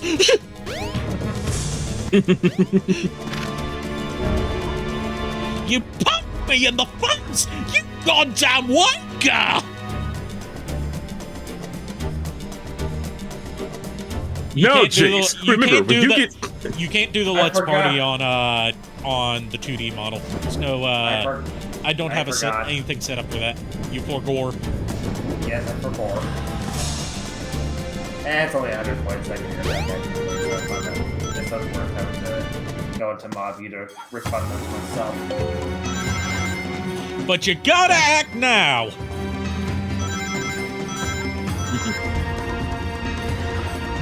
Something I need to show on stream sometime. Hi, Billy Mays here. Something I need to show on stream sometime is that video of Billy Mays ordering breakfast at McDonald's. Oh, jeez. It's great. It's really wholesome. Hi, Billy Mays here. We did not order a I mean, you can redeem that. You don't have to quote it. The funny thing is Billy Mays is actually pretty decent. Like, for a moment, I actually thought it was the Billy Mays routine. Hi, Billy Mays here. We did not order a pie. It's got dipping stick. It doesn't matter. There we Billy go. Mays here. We did not order a pie.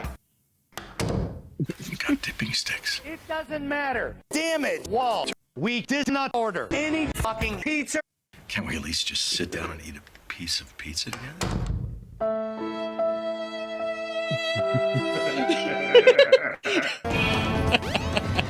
that lives that and the Billy Mays threat live rent free in my head, and they're both from the same YouTube group, just seconds apart.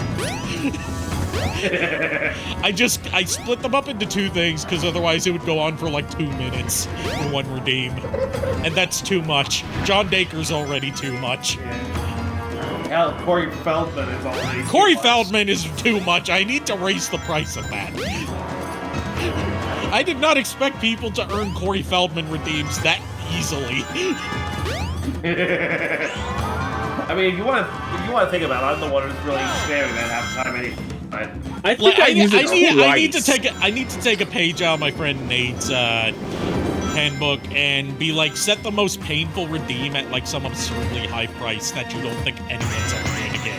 Little does he know, I am saving up my points so I can have 100,000 points saved up to force him to play an hour of Skyrim.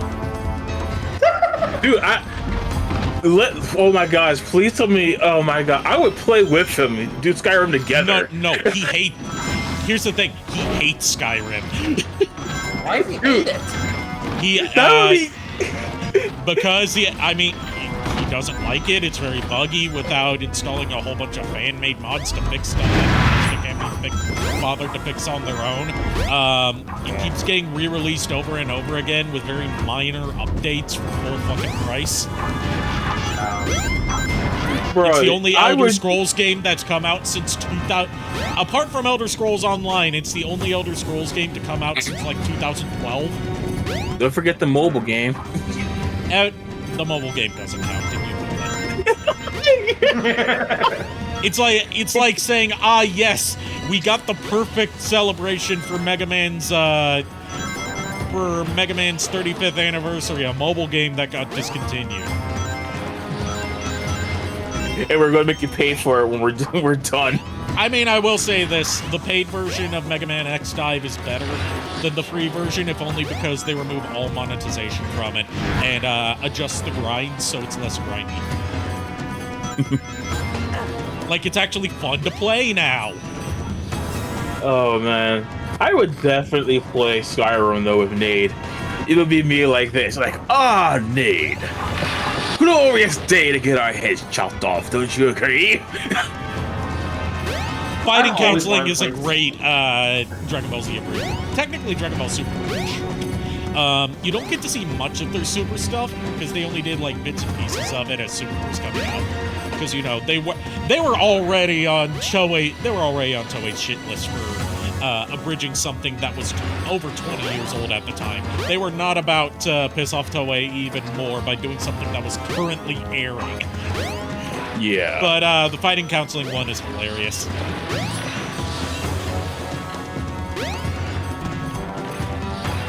I really want to play Skyrim. When I years ago, when I got one of the consoles that would support it, I just never picked the game. I mean, it's on basically everything now. Yeah. Also, if you buy it on Switch, you get to pay $70 for it when no other platform sells it for $70. That's good. And it runs like they updated it to, like their justification for $70 is that you get the Switch exclusive version of it, and then you get the anniversary DLC for an additional $10. Yeah, no way. The problem is the anniversary edition DLC makes it run worse on Switch, so it's a worse deal for more money. Not bad. God, I would not pay that Goku much is money. the New Black is another great one. Sorry to interrupt you. Just had to address that. No worries. No worries. Goku is the New Black. Yeah. You're not black. You're like Dark Goku. Evil Goku. Ukog. Wow, what's this? Oh, God. A mural. That's a thing he says. In Dragon Ball Super, like a short that Team 4-Star did. It's about the fact that there's a villain of one arc in Super who's like an evil possessed alternate timeline Goku called Goku Black. Wait, And don't shoot! He's not black. Yeah, that is an actual line. Yes, that's an actual line. That's an actual line from Dragon Ball Super. That's why I said it. Well, that was actually from Super. Okay. Yeah, it's a line that's like, oh shit, Trunks. they did not think about that when translating into English. It's like they see Goku arrive in Future Trunks' timeline, which is where Goku Black is from.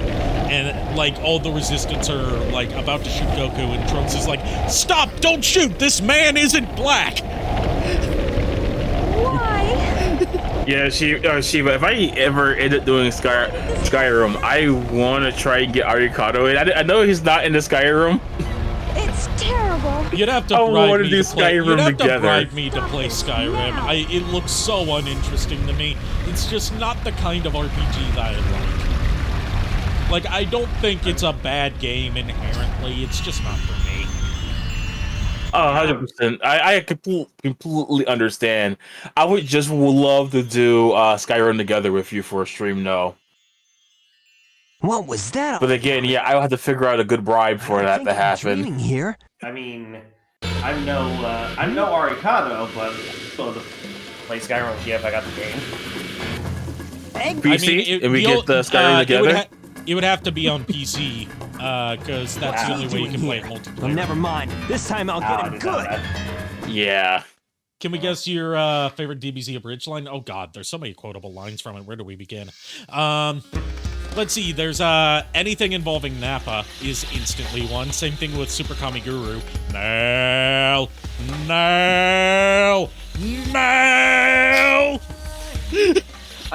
I think this line is from Dragon Ball Z Abridged. I'm not a big Dragon Ball fan, but a former friend of mine has done this particular gag for years, and it actually did become my favorite. Like the whole pecking order thing. I just don't remember how it goes. Oh yeah, that's from Dragon Ball Z Abridged. It's from Mr. Popo's introduction. All right, maggots, listen up. Here's the pecking order. It goes you, the dirt, the worms in the dirt, Popo's stool, Kami, then Popo.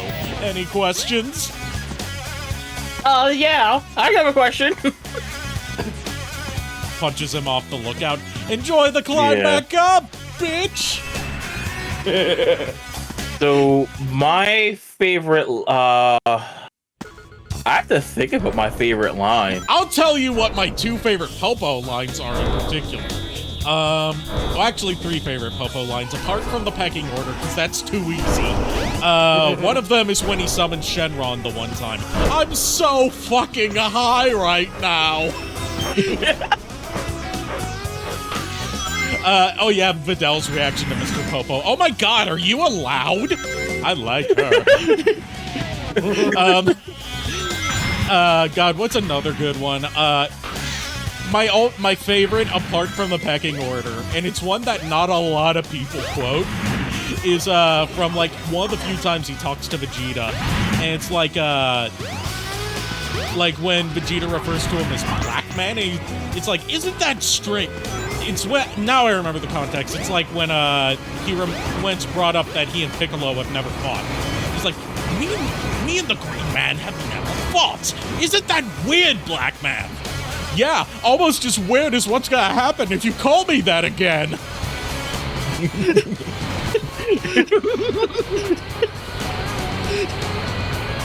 Oh, okay. I remember one. Okay, I remember some of the lines I like now. Okay. And Bulma said to Yamcha after, when he was dead after they arrive on Earth. Oh God, I'm trying to remember how that conversation went. It's like she gets the call from Okay, are you talking about like after they get back to Earth from the Namek Saga, or are you talking about after Yamcha dies? And she's like, I was saving myself for him. Bullshit! If you're talking about like when they get back to Earth from Namek, that's like I'm breaking up with you. What? Why? You haven't called me in like 3 months. I've been dead. Like that whole conversation is gold. Oh yeah, guess what? Oh yeah, well guess what? Hey Vegeta, how'd you like to move in with me? He's the reason I've been dead!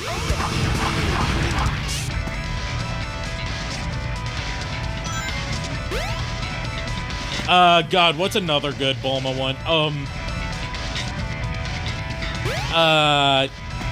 Like, I don't know if this is in the time frame you're talking about, but like when she first after Vegeta takes the shower, and she's like, "So, did you know Vegeta has a hole? Did you know that Vegeta has a hole in his butt?" Yeah, guys have that too, Bulma. No, I mean like above the one that's usually there. So he's a chick? Horrible. She's talking about like tail. the hole where his tail used to be. Right.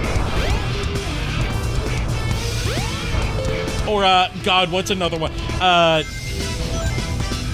Earthwoman, where's the cleansing powder? We don't have that. We just have soap. The hell is soap? It's that white block made of animal fat. That sounds awesome. Blah. This tastes nothing like what you described. Oh, there we go. Okay, so Skara has given us her answer. Yeah, that one, like, oh, well, I guess he's just more of a man than you. Can we talk about the Vegeta shirt where one of them said blowjob prince? Yeah, apparently that was I think that was Taka's idea, if I remember correctly, where like the shirt says something different every time instead of just Batman. The funny thing is, I want that actually as a shirt. There's some Team 4-Star shirts that I want to get. One of them is the Android shirt where they're drawing like the Android logo. And then the Broly My Power is Maximum shirt. Oh, and the Piccolo Dodge shirt. The one where it's like the Dodge truck logo. I love, I specifically love Takahata for his talent, because he's just hilarious. Taka is pure unbridled chaotic energy, and he is so great. You're 2/3 correct. He is pure chaotic sexual energy. Raw sexual energy.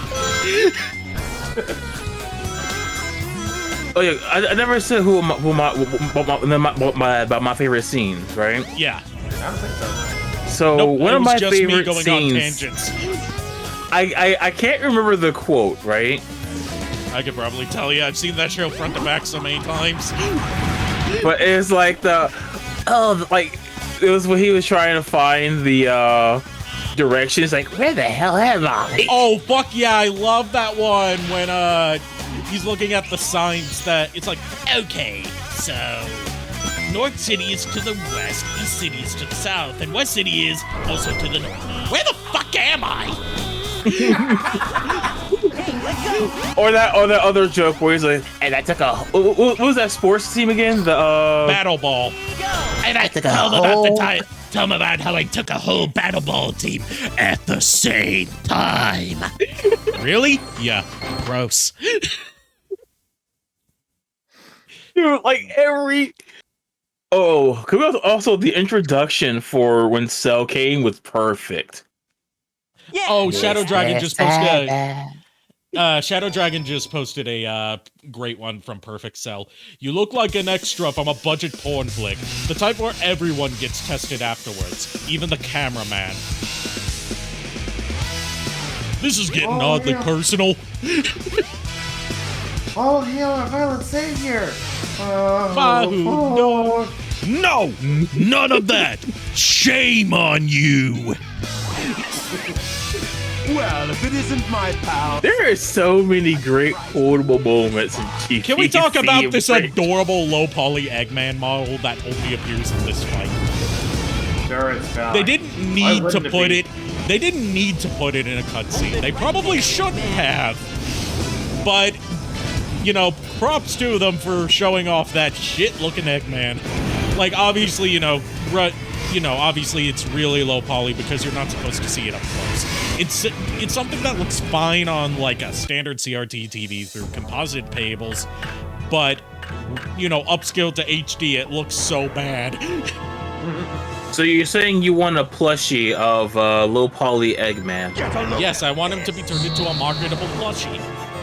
If they can do endless merchandise of low poly Lara Croft to the point where there's probably more polygonal Lara Croft merchandise now than there is like regular Lara Croft, then why can't they do that to the Sonic cast? They should. I want a figure of Sonic's Sonic R model. I want a plushie of low poly Egg Viper Eggman. You know what else I want? See if you can make it through. I want a okay, so like as someone that's actually got one of these figurines, I want a Play Arts Kai like high detailed figurine of PS1 Solid Snake. Like Play Arts Kai is like some of the cream of the crop of posable figurines, outside of the statuette stuff. I've got two of the Play Arts Kai figurines. I've got the Arkham Asylum Harley Quinn, and I've got Liquid Snake.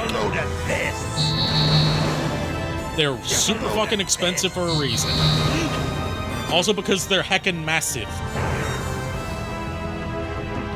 I have to dedicate like a whole section of the shelf just to Liquid Snake and Harley Quinn. Oh, jeez. Oh, the shit bricks line, yes. The shit bricks make it through here, Sonic. I'm always chilled. Oh, I get it. Chilled is like, I love what they did with Chilled. They took him from generic Frieza clone and made him just memorable. Actually memorable. They did so much to make episode of Bardock better. No use, no way. I actually blew snot out my nose when I said the shit bricks line. Oh. Yay, we're all Super Saiyans! I will eat you! My favorite Taka line isn't even from DBZ Abridged. It's actually from Hellsing Ultimate, right? Yep. Excuse you. I'm a fuckmother and vampire. I've killed a lot of people during this time.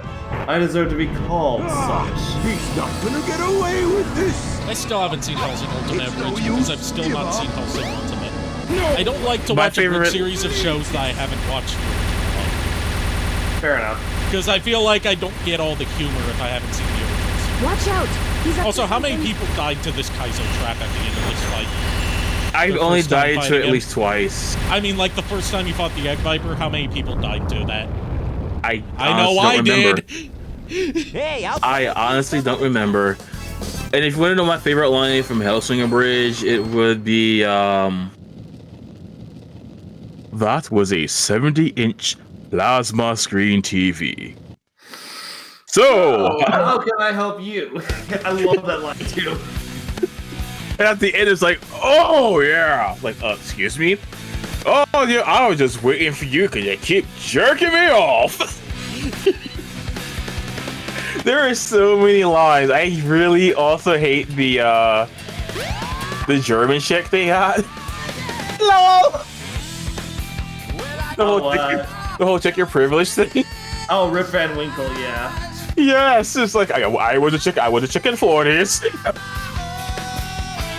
Honestly, there's actually surprisingly enough, I like the Major's whole thing about where they found their werewolf, and he's Sir Integra actually flat out asks the Major, she's like, where did you find a werewolf? And he responds like, where did you find Alucard? She's like, in a basement. Oh, poetic, we found our werewolf in the attic. We found lots of things in attics. Let's see. Skara asked if I read the one line that her mom likes above. Let's see. Oh yes, from Chilled. I don't know who this Frieza is, but he sounds like a classy lady. And also, Lulu. Hey, Lulu. Also to Skara, hell yes, finally someone agrees with me that this version of It Doesn't Matter is better than the Sonic Adventure 2 version of It Doesn't Matter. 100%. It's not even an argument, in my opinion. And yet the Sonic Adventure 2 version is the one that keeps showing up in new media.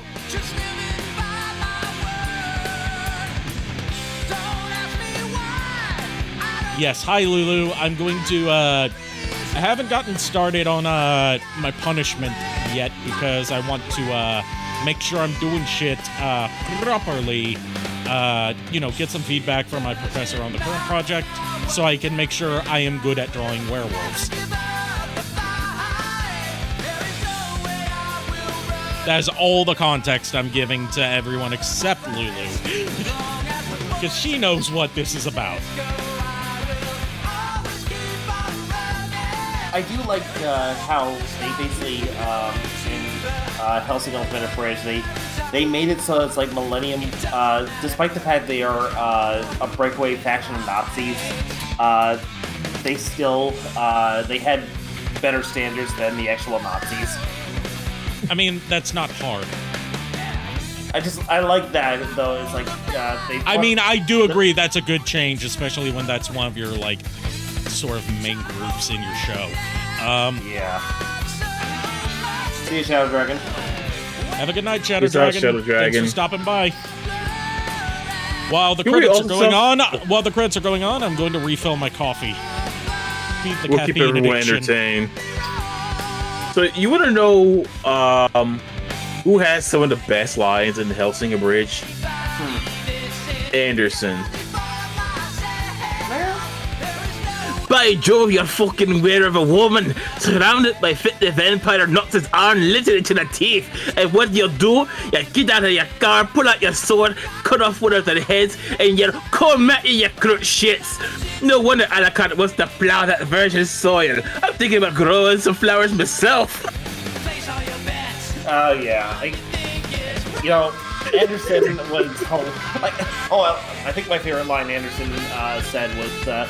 so what can I do for you, Fellow? Can I go, O'Reilly? Or something like that. It's like, I can try to find this so I can actually do a Scottish voice.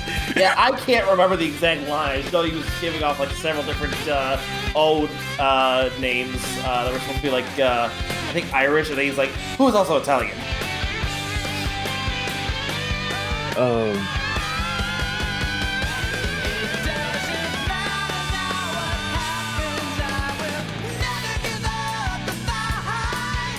So what can I do for your fellow Romano O'Connell, O'Carroll, O'Reilly, O'Brien, O'Sullivan, who's also Italian? Tell me, Anderson, what is your favorite thing to do? Spreading the love and word of Jesus Christ to many people of the world, teaching peace and love for all. And the killing of vampires? So I'm trying to find it. There we go. Just try to fucking stop me. I'm back, and not only do I have coffee, I have some sausage and cheese biscuits. Ooh, nice. And why say sausage and cheese? Bridge. If you're wondering. I know, I had my headset on. It's a wireless headset. Why say sausage and cheese? I mean, they're sausage biscuits with cheese baked into the biscuit. Ooh, cheddar biscuits, basically. Yeah, cheddar biscuits with sausage. Nice. Ooh, nice. What kind of sausage? Do you guys remember the Cooler From Cooler 2 Revenge of... Cooler? Yeah, DBZ Bridge, like he keeps kicking me in the dick. Why does he keep kicking me in the dick?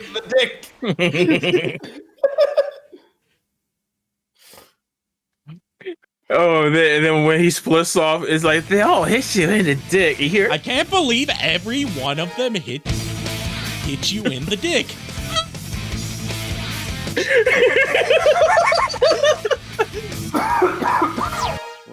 Select your character. All right, we finished Sonic's story. Who's up next?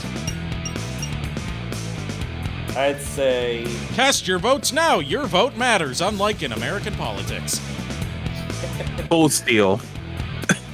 E-102. Why? E-102. Why? That's not a Y. That's a gamma. We got a vote for Tails, and we got a vote for Gamma. I'm gonna go with Tails also, because he's just fairly quick, you know? Yeah. I'd say Gamma, slightly quicker than 102. Amy, Big, and Gamma have, like, are kind of tied for the shortest stories. Knuckles is second longest after Sonic. Yeah. Because he has a lot of cutscenes. Gamma's story is slightly longer than Big's, if only because longer cutscenes. And, like, more story to tell. Whereas Big, if you know where Froggy spawns in each stage, you can finish each stage in, like, less than a minute. And you can beat his whole story in less than half an hour if you include cutscenes. If you skip cutscenes, then it's even shorter. Like Big, Big. Even if you do the extra stuff, like the different levels, it's like an hour. Yeah, like an hour at most. Amy for beginners, of course. Yeah. Well, Amy's thing is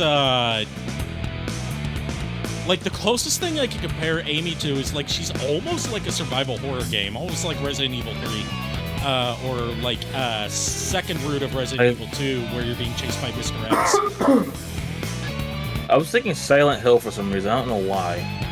Silent Hill 2 more likely, but maybe Silent Hill 1 doesn't have like a big boss monster chasing you throughout the game. Fun fact about Silent Hill 1: the elementary school area has its layout and graphics designed after the elementary school from Kindergarten Cop. Speaking of old movies, I didn't know that the majority vote is for Tails. I didn't know that Arnold Schwarzenegger and Danny DeVito did a movie together. Yeah, it was called Twins. Yeah, they were like Danny DeVito wanted to do I think a sequel to that. Yeah, he's been flowing around the idea of doing a sequel called Triplets. The funny thing is, I heard on the radio that they're talking right now, so we might be getting a sequel to it. They've been talking about it for a few years now. The main thing is trying to figure out who the brother in that group is going to be. All they know is that they want to be a black comedian. Like, the idea for Triplets goes back to the 90s, and back then they wanted to have Eddie Murphy. I'm out of control! Mayday! Mayday! I was just kidding when I said Eddie Murphy. Hill in the future. Look out below! Hey, you know what else I want to watch? I need to see that. But you want to know what else I want to watch? That I'm probably going to watch also this week. Angel Blade? Well, besides that, I probably ain't going to watch that, but See No Evil, Hear No Evil with Richard Pryor and Gene Wilder. You could watch Superman 3 with Richard Pryor. I didn't know he was in that one. Yep. Boy, he was the comic relief character. Remind me later because I want to try and find that. Imagine Richard Pryor as the comic relief character in a family-friendly superhero movie. I'm testing a new prototype power supply, and and it's not fully compatible yet. You can always borrow my plane, the Tornado, if you want. Thanks, Sonic. But if I can make this work, it'll run circles around yours. Check out this power supply. So, get a time machine. Since Kier, since you've been messing around with RPG Maker, I thought this might interest you. I brought this up on stream like towards the beginning, but you weren't here for that, so I'll reiterate it for you. Fly my plane. Now that people are able to like reverse engineer Sonic Adventure's engine and figure out how the cutscene engine in particular works, it turns out that uses a scripting system basically identical to what RPG Maker uses for its cutscenes. That's why everything looks so stilted and there's like no smooth transitions from standing to walking or from animation to animation. Everything's preset poses and stuff that fills out in a linear order according to what's programmed. Okay. That is interesting. And because of that, that's how those cutscene mods have been made. Because, well, it's basically just RPG Maker. If you know how to do a cutscene in RPG Maker, you know how to make a cutscene in Sonic Adventure. Nice. Hey, here. I got a time machine for you if you want one. There's a reason why I say that, because I want to get Samuel L. Jackson and Richard Pryor both in their prime for a movie. Say no more. Look, it's simply going to be called Mother F, and it's going to be like the the squiggly shit, right? Yeah. The TARDIS. Because you know that would be hilarious now, right? I mean, I've got a time machine. I've got a time machine too. Problem is, all it does is tell time. Technically, a watch is a time machine. Yeah, true. Is a machine that is related to time. The train headed for the Mystic Ruins will be departing I've soon. got, I actually do have a DeLorean. Yeah, you've got, what's his name? Gigawatt. Yep. I have to say Gigawatt because that's how it was pronounced in Back to the Future, even though it should be Gigawatt. Yeah, TJ Omega says the same thing. It's like, despite the fact that it should be Gigawatt, it's like he said, we pronounce this correctly, and he says Gigawatt every time. Well, if it isn't, have fun with it, right? Or you could do what Mew does and pronounce it Gigawatt. I am Dr. Robotnik, the most cunning scientist. Yeah, a lot of people miss the Jet Anklet power-up because there's no clear indicator that it's there. It's one of the few hidden power-ups that this game has. Usually they're unlocked in story progression. Yeah, I sometimes don't even get that power up. I get it sometimes. I'm like, I get lost sometimes, and I'll go there and go, oh, I missed this. Also, I love how I'll take it from you. People call this like a Rochambeau. What is it called? Like, I think it's Rochambeau or something like that. It's like it's a kind of storytelling based on a specific Japanese film where it's like the same story told from multiple perspectives with each character having their own spin on it. I love how Tails' spin is like playing himself as more courageous and involved in the fights than he actually was. Like, it gives off the vibe of like a little kid telling you about this awesome thing they did when they were just a bystander, which is fitting. He's 8 years old.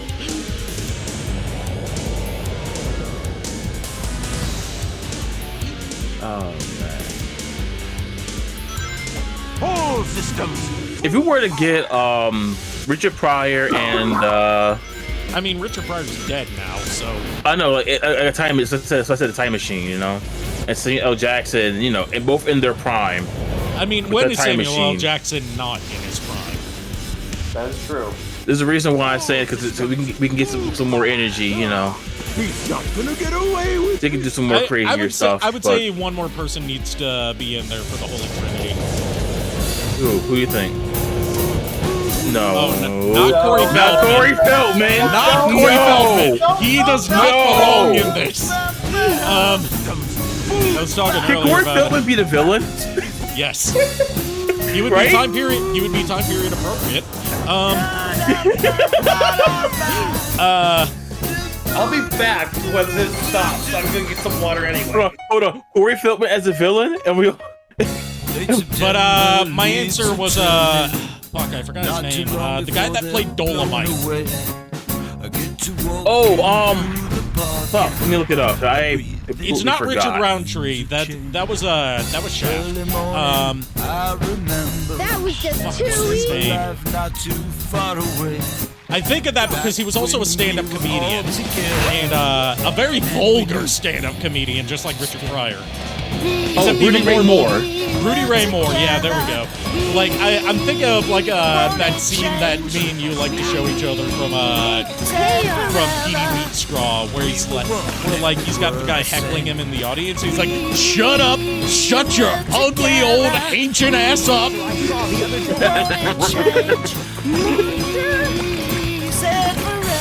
So I just realized something. Is Eggman playing this from his Eggmobile thing? Yes. Yes. It's a form of audio Eggman has torture. shit tastes in music. It's a form of audio torture. Hear this? I mean, what's going to unnerve you more? The sounds of explosions from Eggman's mechs, or hearing Corey Feldman approaching you? Station Square into rubble. City. Hold on. To make it even funnier, remember the Go Broly, Go Broly, Go meme I showed you? Yes. But that! Corey Feldman running like that! Thank goodness they're Go Corey, go! Oh god, no! I'm pretty sure Corey Feldman probably has a song that goes like that. You're right. Chaos must be stopped. But the thing is, I sang it on he's key. self-indulgent and delusional enough to have that. Let's find the Chaos Emeralds before Eggman does. The thing is, it would have to be off key, off tune. It needs to be off key. It needs to be off key in spoken word, which is a special kind of failure. Yeah. Lulu's trying to kill us. Joke's on you. I've been dead inside my whole life. I've been dead for longer. You are technically correct. The best kind of correct. Yeah, I kind of want to figure out if I can mod Final Fantasy X-2 now to have the Corey Feldman song play during the opening cutscene. Like Yuna's giving her pop star performance here. I can't even sound as bad as Corey Feldman on purpose. They together. Like, my ears here. Even like that was loud, but it's still not as abrasive as Corey Feldman. I wasn't even that loud. The funny thing is, I actually was not that it's loud. Probably loud on JKR's end. Oh. Yeah, I wasn't even that loud, which is funny. Like, we can't sound that bad on purpose, and yet he does it without trying to. And we're trying to sound bad too, and it's Corey Feldman's a cryptid of the music industry. Also, did you see the message that I sent you last night? Or it was either last night or this morning about Cool Cat? Let me see. So I'll spare you from having to look at your Discord message history, okay? Okay. You know how I told you that story about how I went on Blue Sky at 4 in the morning and said that Cool Cat should release a rap album? Yeah. Apparently Cool Cat is on Blue Sky. He saw that, and he said it was a good idea.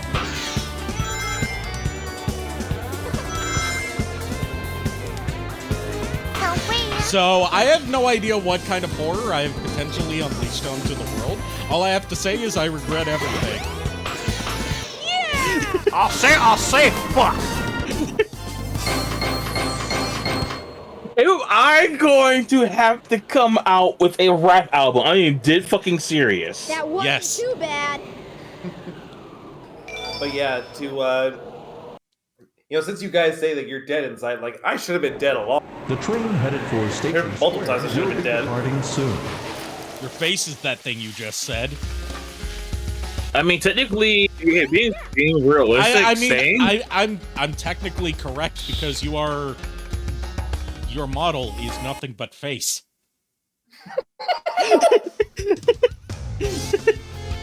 I guess you said you're so good at no. You're never beating the allegations, JKR. You're never beating the allegations.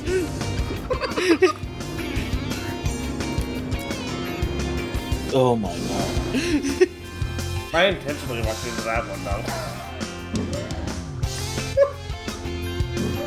Can't beat it. Join it. You have a consolation prize for me later. I am both alarmed and intrigued about what that could be. I am in twog. I picked up saying like Homestar Runner has ruined the way I speak in the best way possible. Like the intrigued thing has stuck with me from one of the Strong Bad emails. I can't remember which one it was. I think it was the concert episode, the concert Strong Bad email. But I can't remember for sure. I'll have to look it up. I'm sure the HR Wiki has it on there. They have everything to the point where hello? What the fuck? Use it as a point of reference to make sure they're getting their references correct. But it was something like Strong Bad says, like, I was both confused and intrigued. And that leads into a ending gag where it's a Norcard Gauge doing an advertisement for a Segway ripoff called the Intrigueway. Downtown though, Mandy, it's just a lawnmower turned bankways. Hey! You know, I would totally cosplay as I've been meaning to cosplay as Norcard Gauge for a while. You made it!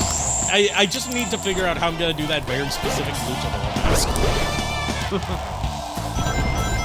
Like, the closest thing I found, well, the closest thing I found involves making it on your own. But I don't know how to sew, so I can't. I could put it together with hot glue, but that's asking to fall apart in summer. I can ask a friend of mine. I think they can sew. They would have to get my head measurements somehow to make sure it fits. That wasn't too bad. You're close. No, Lulu! Yeah, Lulu's cosplaying Lopunny because Lopunny's one of her favorite Pokemon. Oh no. I was thinking about the clip from the She knows Try not to laugh. She knows damn well what the implications are of that because she was the one who wrote me into the Pokemon Smash Pass. She knows what everyone thinks of Lopunny. He's just saying, Lulu, if we ever go to the same con, please do Lopunny, because I will do a steampunk Flygon. Meanwhile, I'm like, I've already got my West from Pokemon Coliseum cosplay finished. I just haven't worn it in a while. Sonic, what happened to I also want to do Mirror B. You already know that, though. Yeah, and me and Lulu have already talked about it. Me, her, and Nico go to a con together. We're doing Trevor, Sypha, and Alucard. 2-1 and Eggman's winning. Nice. Let's get I call Blackula.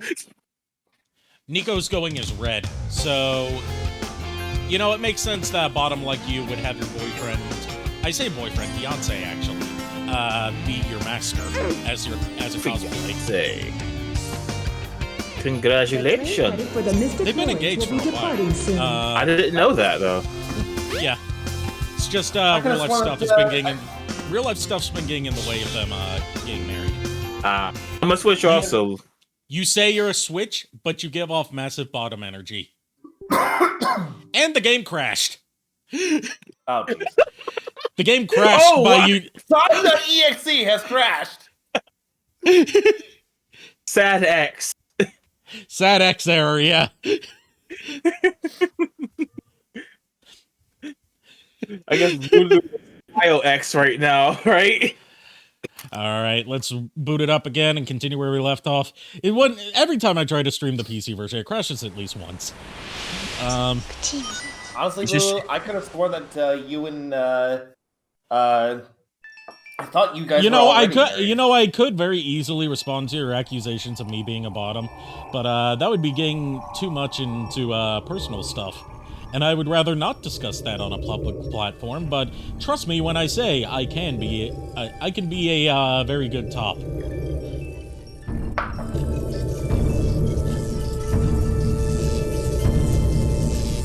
I'd make a bad joke, but I'm actually refraining from that.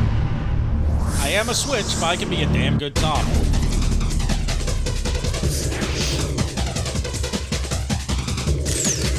I can't go too much into detail about this on stream because it's against TOS.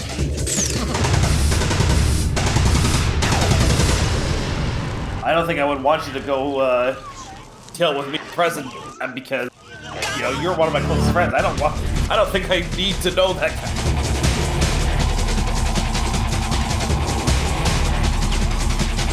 I didn't need to know that. And thus they were both bottoms.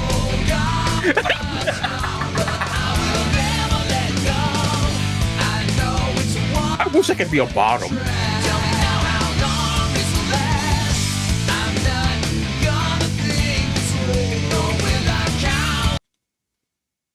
I love that song. Select a This is some fire. damn good sausage. Like, yeah, that entire conversation deserves that. Select your character. the timing for that. Good lord. That was completely unintentional. I was referring to the conversation, not the sausage.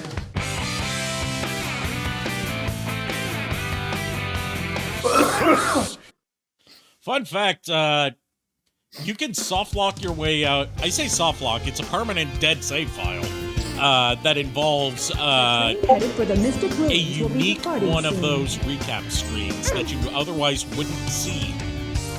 But if you do see it, it locks you out of completion for that entire save file. Miles, what the hell are you doing here? You're supposed to be streaming. I can see you're live on Twitch right now. Unless my thing is off. But yeah, like in your stream ended and you didn't bother to raid me? I need to teach you proper Twitch etiquette. So uncivilized.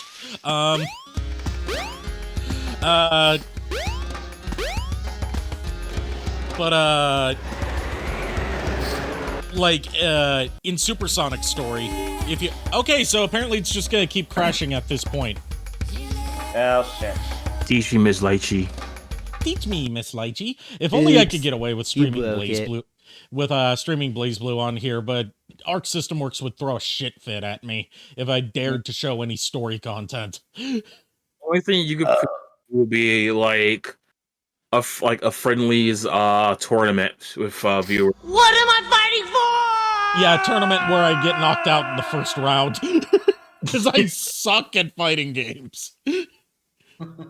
I mean, truth be told, like I said, you could be hosting the friendlies and basically be having like commentary. And you could be commentating on the fights, you know? Yeah. It would be that would be kind of interesting to do a commentary basically any fighting game like that. You know what I would love? Speaking of fighting game stuffs with commentary, you know what I would love to do sometime? And it's totally a ripoff of something my buddy Nate did once. Technically twice, I think. Like, get a whole bunch of entries from viewers and other VTubers for, like, custom characters in Soul Calibur or something like that, and have CPU matches of them against each other in a big tournament, and do, like, play-by-play commentary over it.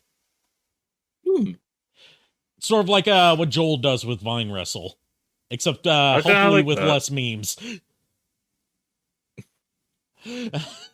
Yeah, that would be pretty cool. I don't want to end yet. That's what she said.